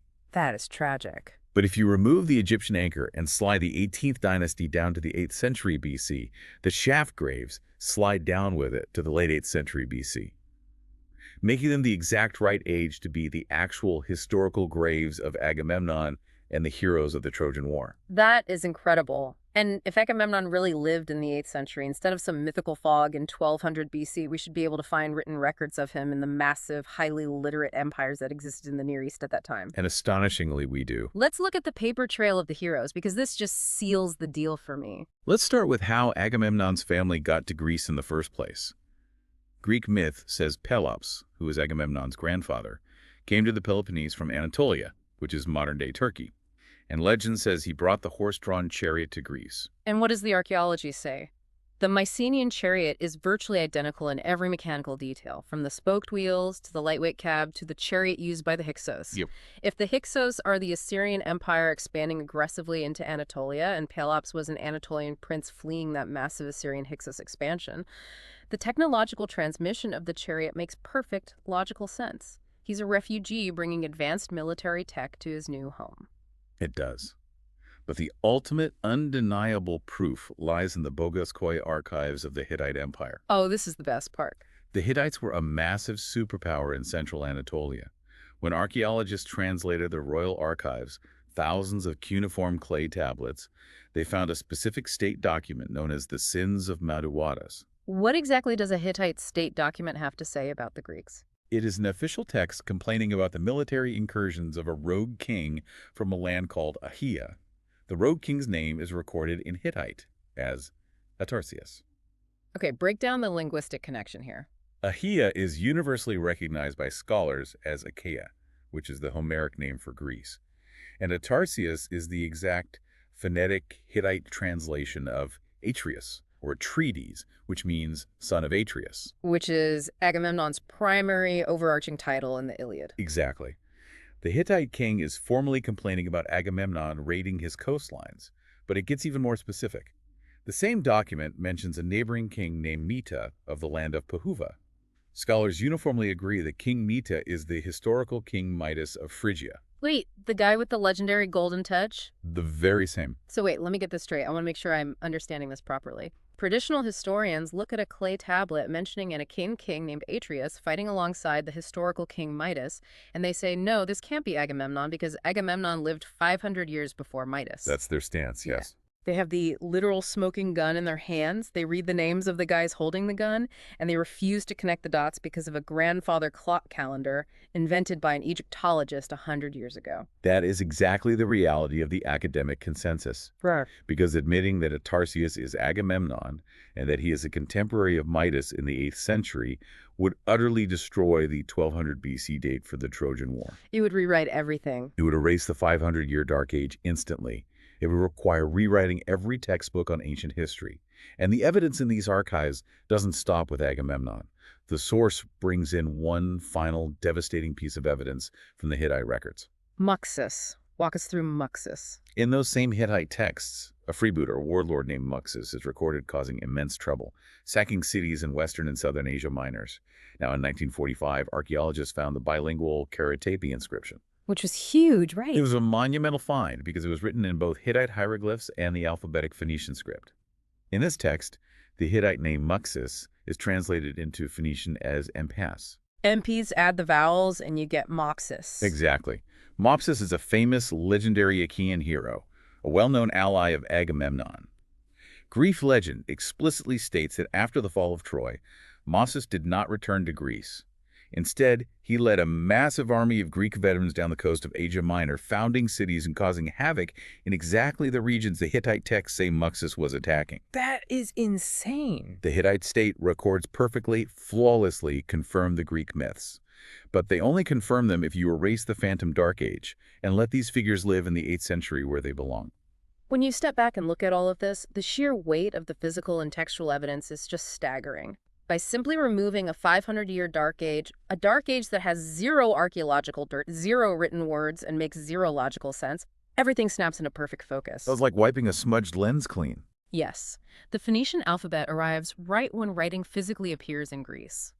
Thracian architects aren't miraculously copying 1,000-year-old extinct tombs. They are just copying their contemporaries.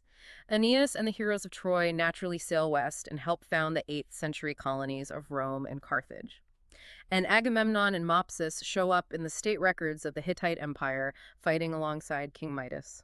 It is profound realignment of our understanding of the ancient world.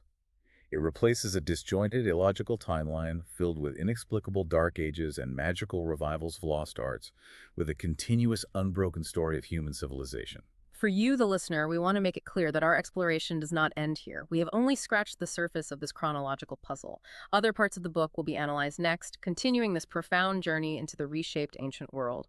There is so much more to uncover about how these ancient empires actually interacted once the timeline is corrected.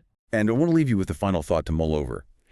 We've just seen how adhering to a rigid, potentially flawed Egyptian calendar forced scholars to invent a 500-year dark age that erased literacy and warps the founders of Rome and Carthage. Right. Makes you wonder if our historical foundation in the Mediterranean is this fragile, if an entire 500-year epoch can be conjured out of thin air to make the math work. What other dark ages throughout global human history are just phantoms of our own miscounting? Are there other lost centuries waiting to be erased so that the true, continuous story of humanity can finally be told? So imagine finding a diary that proves, George Washington and King Arthur were college roommates. Right. You'd assume it was a total prank. Exactly. I mean, the ink has to be fake, the paper's a forgery. But today, we're doing a deep dive into some archaeological and historical evidence that proposes something, well, exactly that radical about ancient Greece. The source material we're looking at basically argues that King Midas... And we mean the real historical King Midas here. Yeah, the guy with the legendary golden touch. It argues he was actively sharing the geopolitical stage with Agamemnon and the heroes of the Trojan War. Which is just, it completely shatters the timeline most of us were taught in school, right? Because the conventional timeline places the heroic age of Greece, the era of Troy and Mycenae, way back in this hazy, distant second millennium BC. Like somewhere around the 13th or 14th century. Right. But the works we're analyzing today, specifically the revised chronologies of Emmet Sweeney and, similar researchers, they take that entire established history, grab it by the collar, and just yank it forward in time by about 500 years. It's wild. Because usually history is like examining a pre-trunk. You count the rings, you get a date, and it's this neat linear progression. But with the Greek heroic age, it's as if someone took a chainsaw to the trunk, shuffled all the rings, and then just glued it back together. Yeah, that's a really good way to put it. And look, if you're listening to this right now and just rolling your eyes thinking, how could every textbook for the last 2 centuries get this wrong? Stick with us. Because the math, the archaeology, the linguistic evidence we're going to go through today, it actually makes a shockingly compelling case. It really does. And the implication of, compressing this timeline is just profound. It means the figures of Greek myth, these legendary, supposedly godlike characters, Yeah. they aren't just fairy tales invented centuries later around a campfire. Right. According to this revised chronology, they were historical contemporaries of real, documented, living kings from the 9th, 8th, and 7th centuries BC. So we're essentially pulling the curtain back on the myth. Like when we slide the timeline forward, that mythic fog just lifts. We're no longer looking at demigods hurling lightning. We're looking at real politicians, real generals making, ruthless geopolitical moves. Exactly. And the text highlights King Midas as the absolute perfect anchor for this argument, because classical scholars have universally accepted, through Assyrian records and physical archaeology, that Midas was a very real monarch in Phrygia. Right. This isn't up for debate. No, not at all. He ruled during the late 8th and early 7th centuries BC. We even know how he died. He reportedly committed suicide by drinking bull's blood when the Sumerians attacked his capital around 687 BC. Which is a very specific, very documented historical death. Yes. But here's the catch. Classical Greek tradition explicitly and repeatedly states that Midas's father, Gordius, The Gordian knot guy. the very same, that Gordius was a contemporary of King Priam of Troy. Furthermore, tradition claims Midas himself actually married a daughter of Agamemnon. Which is crazy if you look at a standard textbook. Right, because if we adhere to the standard stretched timeline, this is biologically and historically impossible. Agamemnon and Midas are separated by a 500-year abyss. Yeah, I mean, you can't marry a woman who's been dead for half a millennium. Obviously not. But if we compress the timeline like the source suggests, bringing the Trojan War down to the 8th century BC, the puzzle pieces just snap together flawlessly. Midas marrying Agamemnon's daughter isn't some chronological error.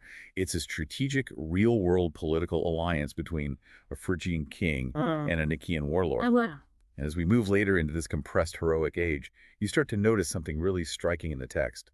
The characters progressively lose their divine trappings. What do you mean? Like the magical interventions just dry up. The face-to-face meetings with gods stop happening. They just become recognizably human political figures. Well, that raises a massive foundational question for me. If this is real history and the timeline has been, artificially stretched to match flawed Egyptian chronologies or whatever, where does the actual story start?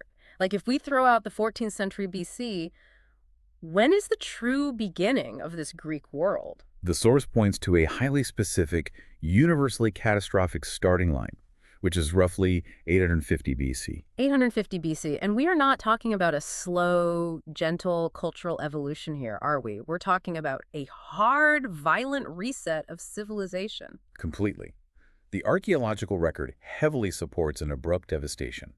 When excavators dig into what is known as the early Helladic civilization, they don't find a society that slowly declined over time. They find a massive, fiery destruction layer. Right. We're talking about highly advanced, prosperous maritime centers. Places like the famous House of the Tiles at Lerna, or the sprawling palaces at Acene and Zygeres. Hold on, paint a picture of that for the listener. What does a fiery destruction layer actually look like in the dirt? Because, how do we know it wasn't just some invading army burning a city down? Well, that is the critical distinction here. When an invading army sacks a city, you find very specific markers. You find scattered bronze weaponry, you find hastily buried hordes of valuables, unburied skeletons with obvious weapon trauma, and usually localized fires. Makes sense. But at Lerna and these other early Helladic sites, the stratigraphy, the layers of earth, it shows something entirely different. The fires are ubiquitous and incredibly intense, like often hot enough to vitrify mud brick, literally turning it almost to glass. Wow. And crucially, this is accompanied by evidence of massive seismic shearing. The walls aren't just pushed over, the foundations themselves are split by immense earthquakes. So it's not a localized border dispute, it's literally the earth cracking open. Exactly. The text argues this was a vast, cosmic and seismic natural catastrophe that leveled the entire Aegean world around 850 BC. The coastal cities were likely subjected to massive tidal waves, while the inland centers just burned or collapsed. Which perfectly explains why the Greeks themselves started their recorded history, their year one, with the Olympic Games. Right. The traditional date for the first Olympiad is 776 BC, which is just a few generations after this catastrophe. And who does Greek tradition explicitly credit with founding the Olympic Games? Heracles. Heracles. The ultimate superstar of the heroic age. You know, the guy with the lion skin and the club. But the source material reframes Heracles completely, doesn't it? It takes him out of the realm of, like, Marvel superhero and turns him into this astronomical reformer. It is such a brilliant reinterpretation. The text suggests that Heracles' famous 12 labors aren't just random monster hunting quests. They actually represent a literal reordering of the calendar and the zodiac. Wait, break that down? Sure.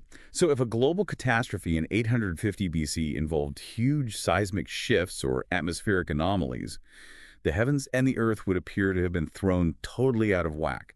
The old calendars wouldn't work anymore. The seasons might have actually shifted. So Heracles, whether he was a single brilliant leader or a composite of early post-catastrophe rulers, is credited with establishing a new chronological order. Slaying the 12 monsters is basically a metaphor for bringing order back to the 12 houses of the chaotic, terrifying post-cataclysm sky. That shifts the entire perspective. And here's where it gets incredibly compelling for you listening.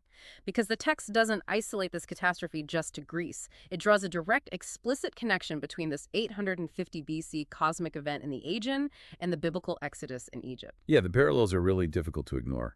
The Exodus narrative is characterized by massive natural upheavals, right? You've got plagues, skies darkened by ash, the parting of seas. Which historically perfectly aligns with the water receding right before a massive tsunami hits. Exactly. And pillars of fire. The author argues that these aren't two separate mythical events separated by centuries. They are two distinct cultural memories of the exact same global cataclysm around 850 BC. So when the Greeks talk about their great flood myths, like the flood of Deucalion, where a guy builds an ark to survive a deluge, or the flood of Ogyges, they aren't just borrowing a story from Babylon or Egypt. They are recounting the tidal waves and the destruction of the early Helladic world that their own literal ancestors lived through in 850 BC. Precisely. Which brings us to the immediate aftermath. You know, once the fires died down, the tsunamis receded, and the ash finally settled, who was actually left? The early Helladic civilization was just gone, so the land had to be resettled. And the text points out that the Aegean became this kind of post-apocalyptic melting pot. It was resettled by two very distinct groups of survivors. You have the Middle Helladic people and you have the Geometric people. Yeah, the terminology can get a little dense here, but understanding the difference between these two is vital to everything that follows in the timeline. The Middle Helladic people are identified in the text as the Pelasgians. Okay. And they were a non-Indo-European people. Linguistic analysis suggests they likely spoke a language related to Luwian, which originates in Anatolia, modern-day Turkey. The Geometric people, on the other hand, are the early true Greeks. They get their name from their pottery, which was decorated with these distinct abstract geometric patterns, rather than the swirling natural motifs of the older eras. So you have these Luwian-speaking Pelasgians and these early Greek speakers trying to share this ruined real estate. And even though the Pelasgians eventually assimilated or were conquered, they didn't vanish without a trace. They left massive, undeniable fingerprints all over the Greek language, fingerprints that we still use in English today. Yeah, it is a classic linguistic fossil record. When the incoming Greeks encountered things native to the Aegean environment or culture that they just had no words for, they simply adopted the Pelasgian vocabulary. Right. The text points out a very specific phonetic marker. Any ancient Aegean word ending in the suffixes -nth or -aks is a ghost of this forgotten Pelasgian culture. I find this absolutely fascinating. Like, think about the words you use right now. Labyrinth, abyss, colossus, Narcissus, even famous place names like Corinth or Mount Parnassus. Every single time you say those words, you are actually speaking a dead, non-Greek language from the 9th century BC. It's amazing. Take the word labyrinth, for example.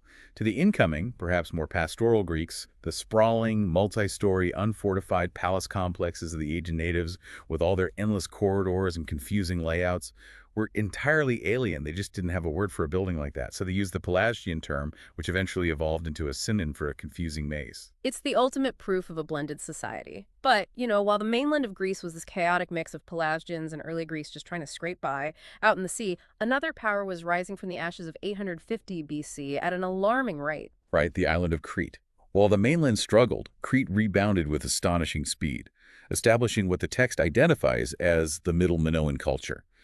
This era is archaeologically famous for its Kamares pottery. The really thin stuff, right? Exactly. Incredibly refined, eggshell-thin vessels painted with vibrant, swirling colors. Finding that kind of pottery indicates a society with immense surplus wealth and highly specialized artisans. And from roughly 800 BC to 740 BC, this island nation leveraged all that wealth to establish a thalassocracy.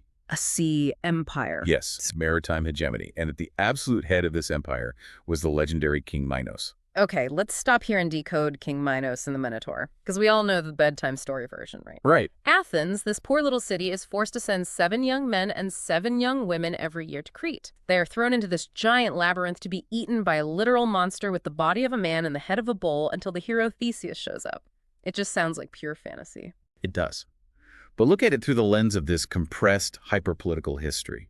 The myth suddenly resolves into a really grim, highly accurate historical record. The Minotaur and the Labyrinth represent the vast, complex, and deeply foreign palace bureaucracy of Knossos. So the monster isn't a literal beast. The monster is the state. Precisely. And the human tribute. That isn't about feeding a carnivorous mutant. It's a harsh reality of ancient geopolitical dominance. Athens at this time was a subjugated, weak, tributary state to the Minoan naval empire. They were forced to send hostages, basically the flower of their youth, as a tax, a guarantee of good behavior, to their overlords in Crete. It's a Bronze Age mob shakedown, just dressed up in bull horns for the mythology, you know? Pay the tribute, give us your kids, or my navy blockades your ports and burns your city down. And they could do it. The Minoans completely controlled the sea lanes. They aggressively drove out pirates to protect their merchant fleets, and they set up regional governors, who are often remembered in myth as Minos' own sons across the Cyclades Islands. For about 60 years, they were the undisputed superpower of the Mediterranean. But superpowers always fall. And the way Crete falls brings us to one of the most pivotal characters in this revised timeline, a guy who fundamentally changes the math of war in ancient Greece. I'm talking about Pelops. Oh, Pelops is central to this entire chronological revision. He's the grandfather of Agamemnon. According to the text, Pelops arrives in the southern peninsula of Greece, which is literally named after him to this day, the Peloponnese, or the island of Pelops, around 780 to 770 BC. Now wait, if the Minoans had an invincible navy and they dominated the Aegean, how on earth did a refugee like Pelops arrive on the mainland and suddenly turn it into a powerhouse capable of breaking free? I mean, he couldn't have just shown up with a slightly better bronze sword. He didn't. The text makes it very clear this was a massive technological invasion. Pelops was originally from Anatolia. The source links his forced migration to the aggressive, well-documented westward expansion of the old Assyrian king, Sargon I. Sargon was expanding his empire, crushing local kingdoms, and Pelops fled across the sea. But he brought with him a devastating new military technology that the Greek mainland and the Minoans had never encountered before. And what was that?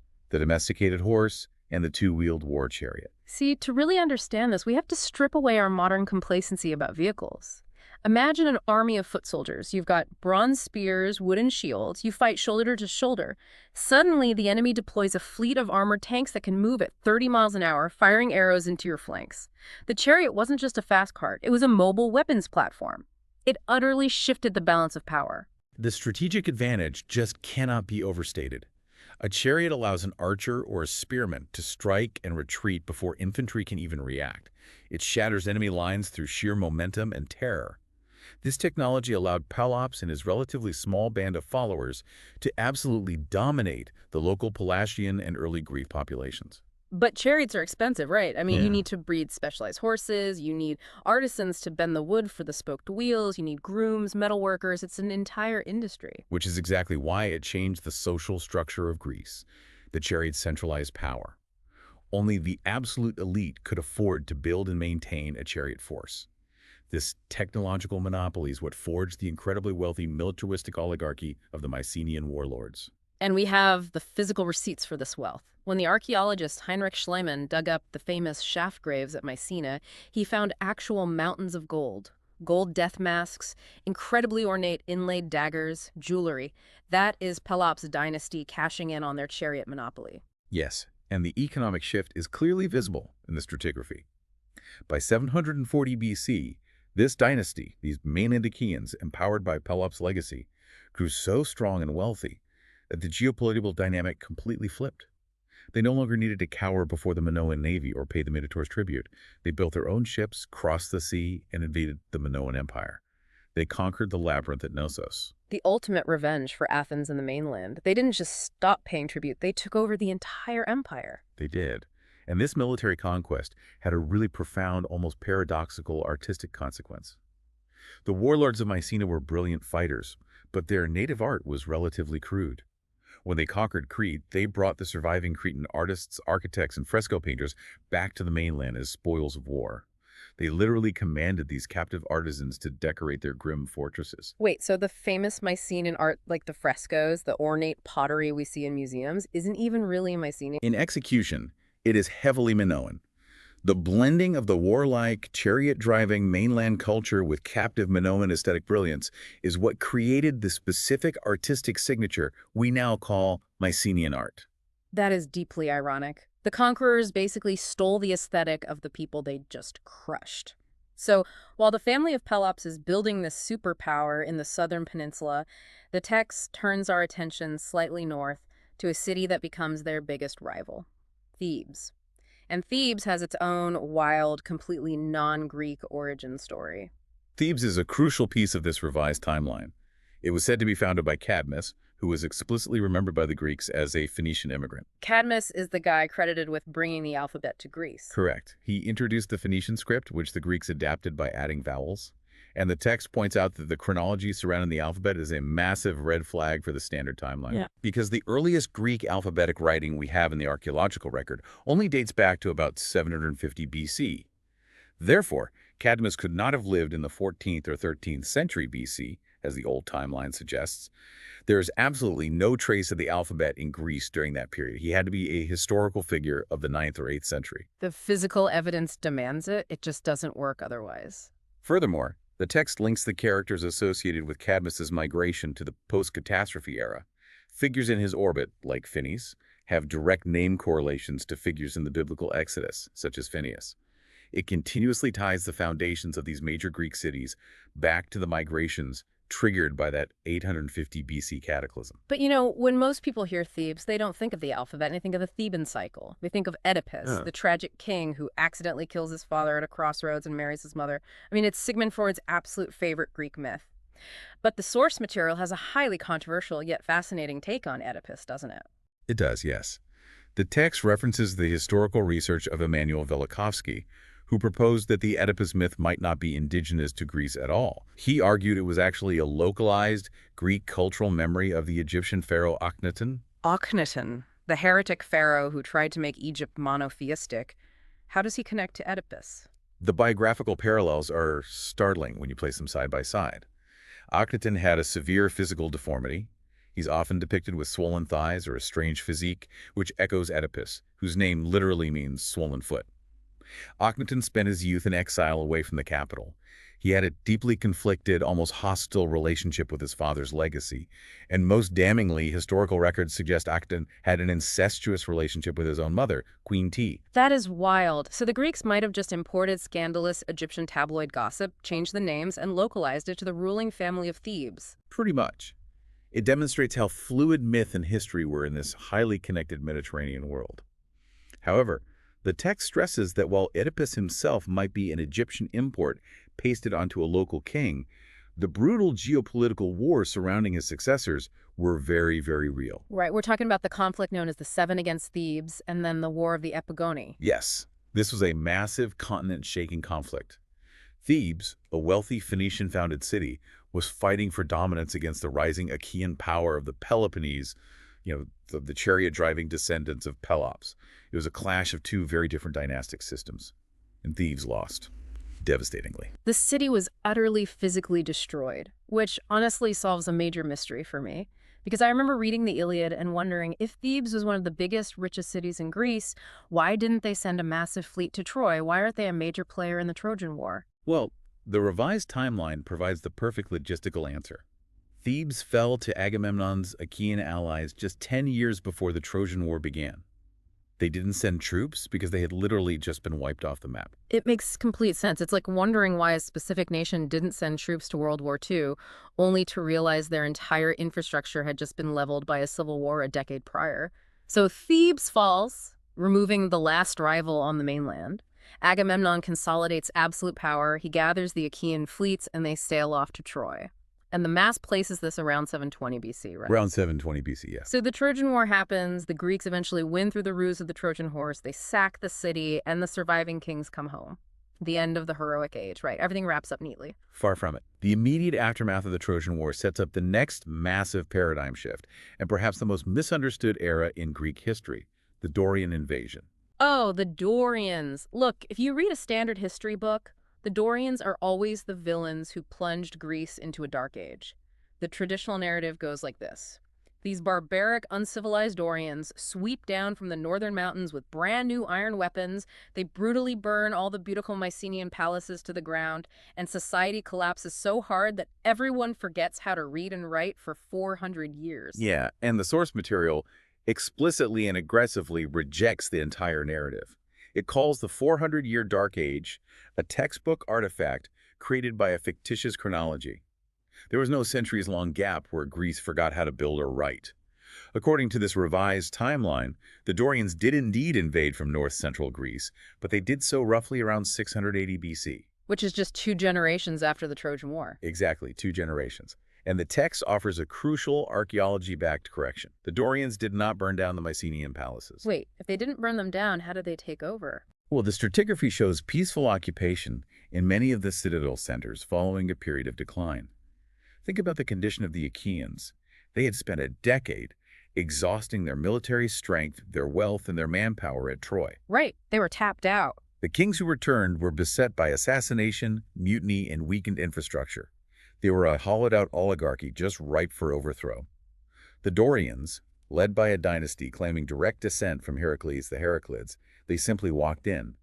They occupied the real estate of the fleeing or capitulating Achaean elites. I have to stop you here because this specific point completely broke my brain when I read the source. You're telling me the famous Cyclopean walls of Mycenae, these massive, imposing defensive walls built with limestone boulders the size of minivans, and the iconic Lion Gate.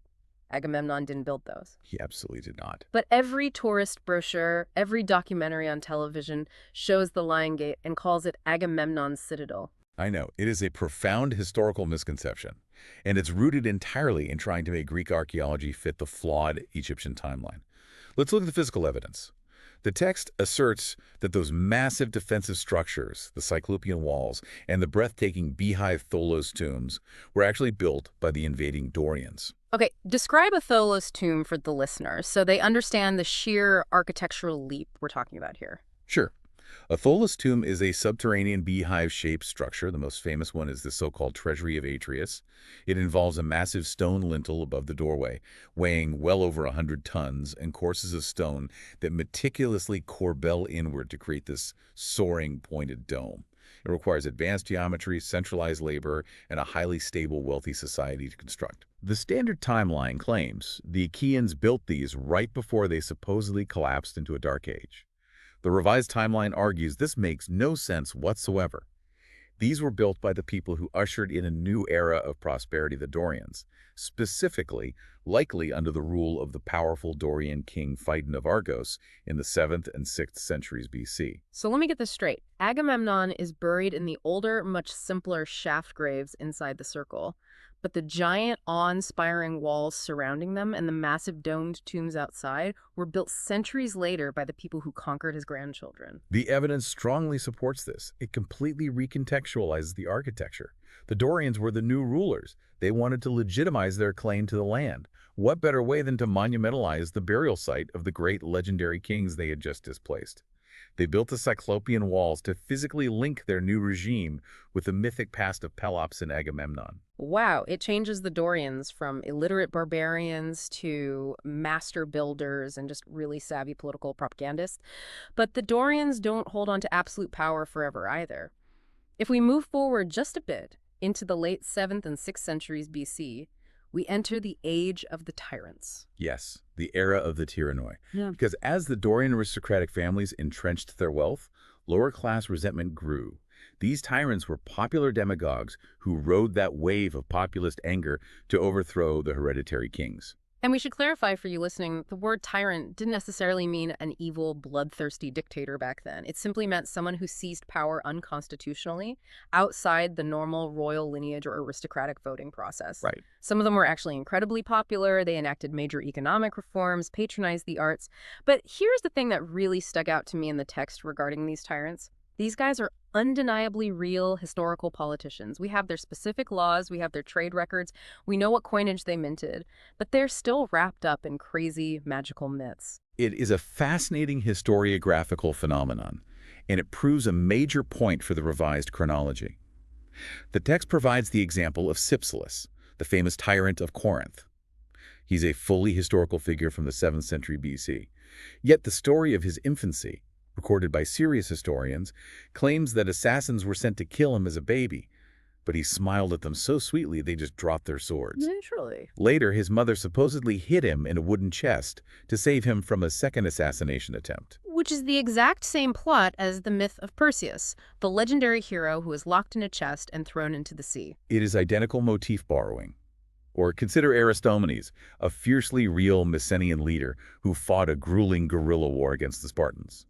Legend dictates that when the Spartans captured him and threw him into a deep chasm, he was saved from a fatal fall by a giant eagle that caught him and carried him safely to the bottom. It's like if we told stories today about Abraham Lincoln being raised by timber wolves in Illinois, or Winston Churchill flying away from the Blitz on a griffin. Exactly. And the point the text is making to the reader is vital here. This proves that just because an ancient text features magic, divine intervention, or monsters, it doesn't mean the central character wasn't a living, breathing historical figure. The Greeks naturally mythologized their leaders. They did it to figures who lived in the fully literate, well-documented historical era.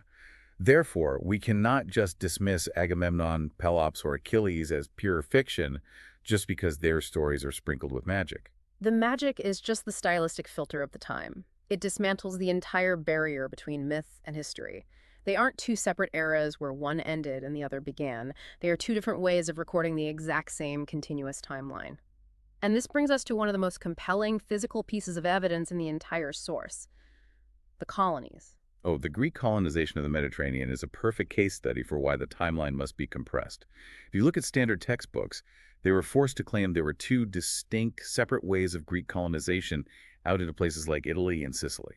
Right, because the standard timeline forces them to.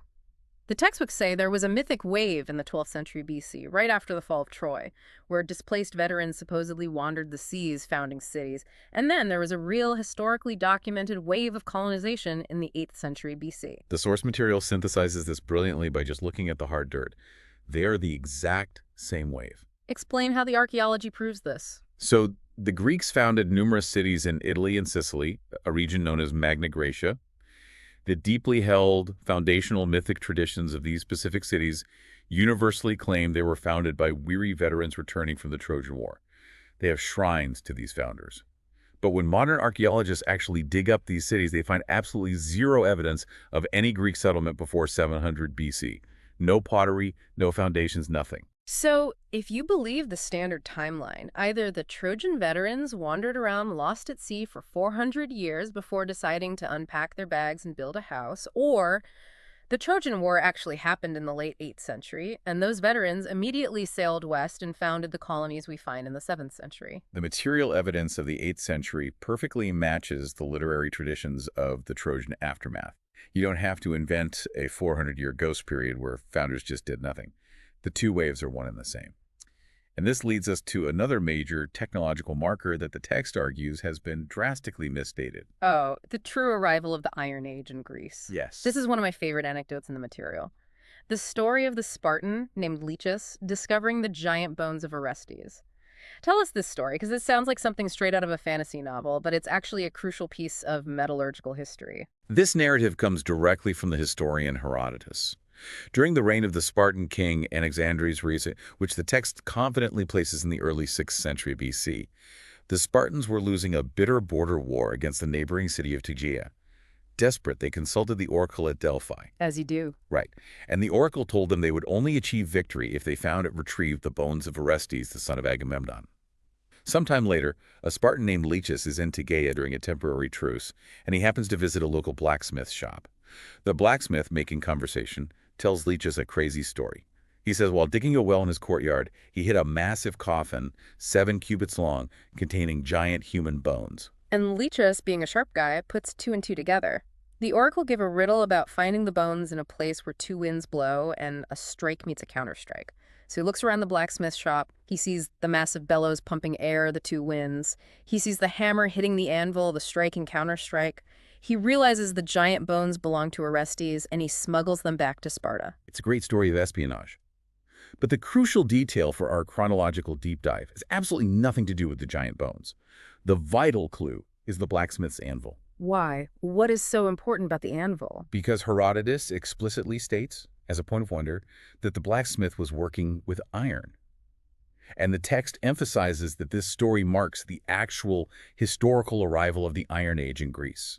The blacksmith essentially says to Leachus, if you think these giant bones are a marvel, you should see this incredible new thing I'm working with. Iron. Wait, meaning iron weapons and iron forging were a brand new, jaw-dropping technology to an elite Spartan in the early 6th century BC. That is the inescapable conclusion. Consider the metallurgy. Bronze is cast. It is melted at lower temperatures and poured into molds. Iron requires a bloomery. It requires vastly higher heat. And the metal must be violently hammered into shape on an anvil from a strike and counterstrike.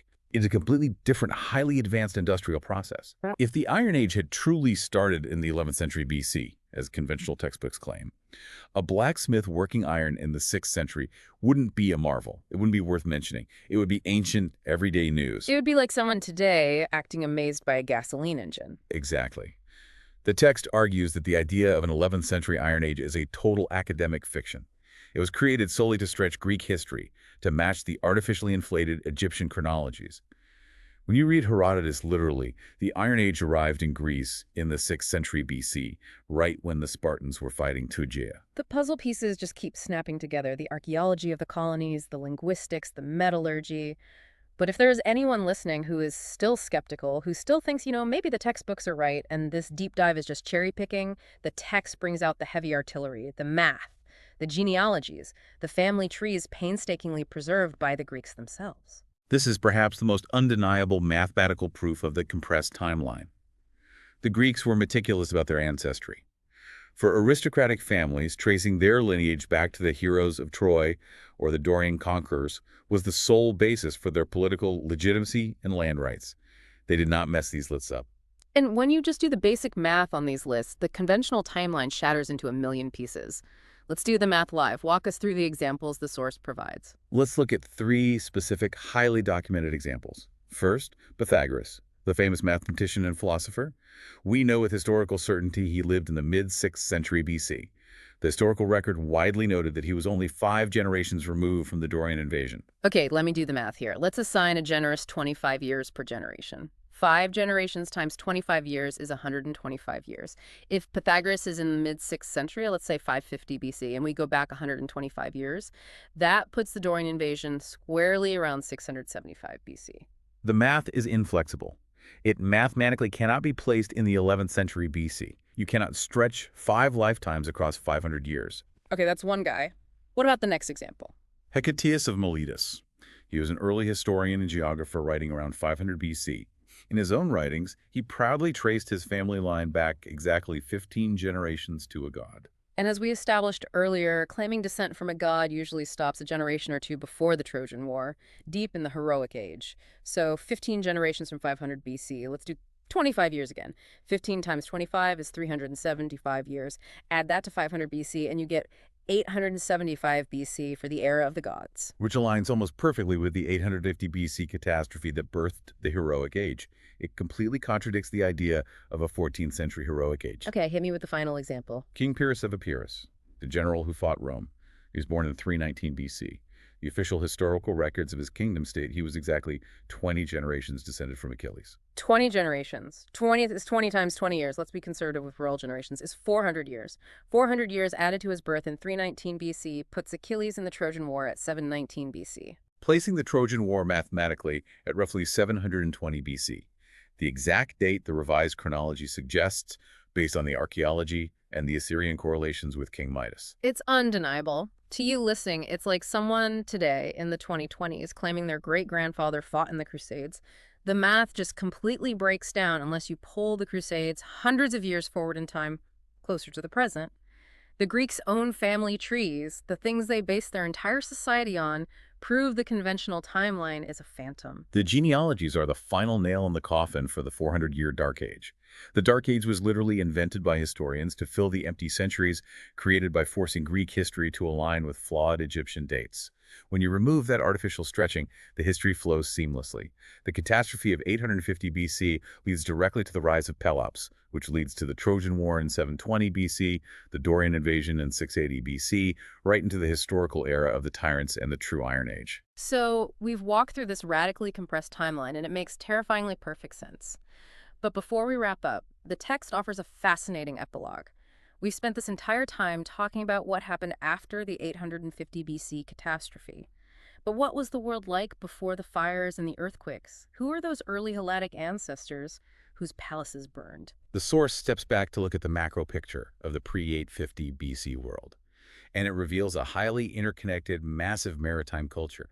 But the connections it draws are truly surprising, challenging our view of isolated primitive tribes. The text argues that the linear scripts used by the Aegean peoples, the famous linear A and B, were heavily influenced by or connected to the ancient Balkan Vinca culture. The Vinca culture, that's deep in Eastern Europe, along the Danube. Yes, the Vinca possessed a proto-script, a system of symbols that predates the earliest writing in Mesopotamia. The text suggests the Aegean wasn't a closed loop, it was part of a vast informational network stretching deep into the European continent. But it goes even further. The text draws a direct architectural connection between the megalithic, polygonal stone foundations of the early Aegean and the cultures of Western Europe.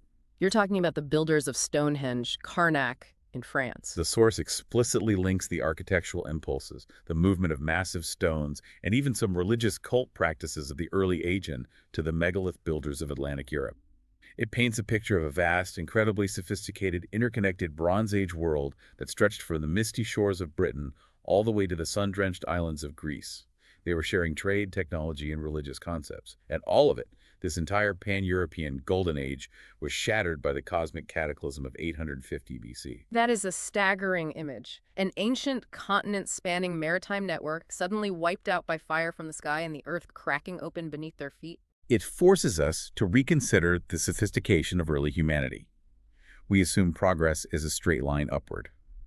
This suggests progress can reach incredible heights, only to be violently reset by cosmic forces entirely out of our control. Which brings me to a final thought for you to mull over. Think about the sheer unimaginable psychological trauma of that 850 BC cosmic catastrophe. We are talking about meteor showers, skies on fire, tidal waves wiping out coastal cities in an afternoon. The survivors, living in the ashes, had to rebuild their entire reality. What if the terrifying dragons, the titans, the multi-headed monsters that the heroic age founders like Heracles and Theseus had to slay weren't just campfire stories to scare children? What if they were the psychological manifestations of a deeply traumatized society trying to comprehend the comets and earthquakes that literally fractured their world? The source mentions that these heroes were famous for ending human sacrifice. By ending those blood rituals, these heroes weren't just changing the law, they were declaring that the gods were appeased. They were declaring that the sky was finally safe. The monster was dead. It's a profound, deeply humanizing way to view mythology.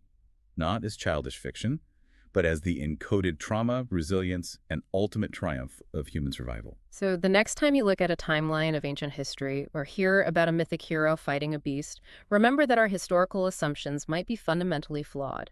The chronological muddy waters might be hiding real kings, real chariots, and a highly advanced world much closer to our own than we ever realized. Thank you so much for your time, your curiosity, and your willingness to rethink the foundations of history with us today. We deeply appreciate this channel's audience for taking this deep dive.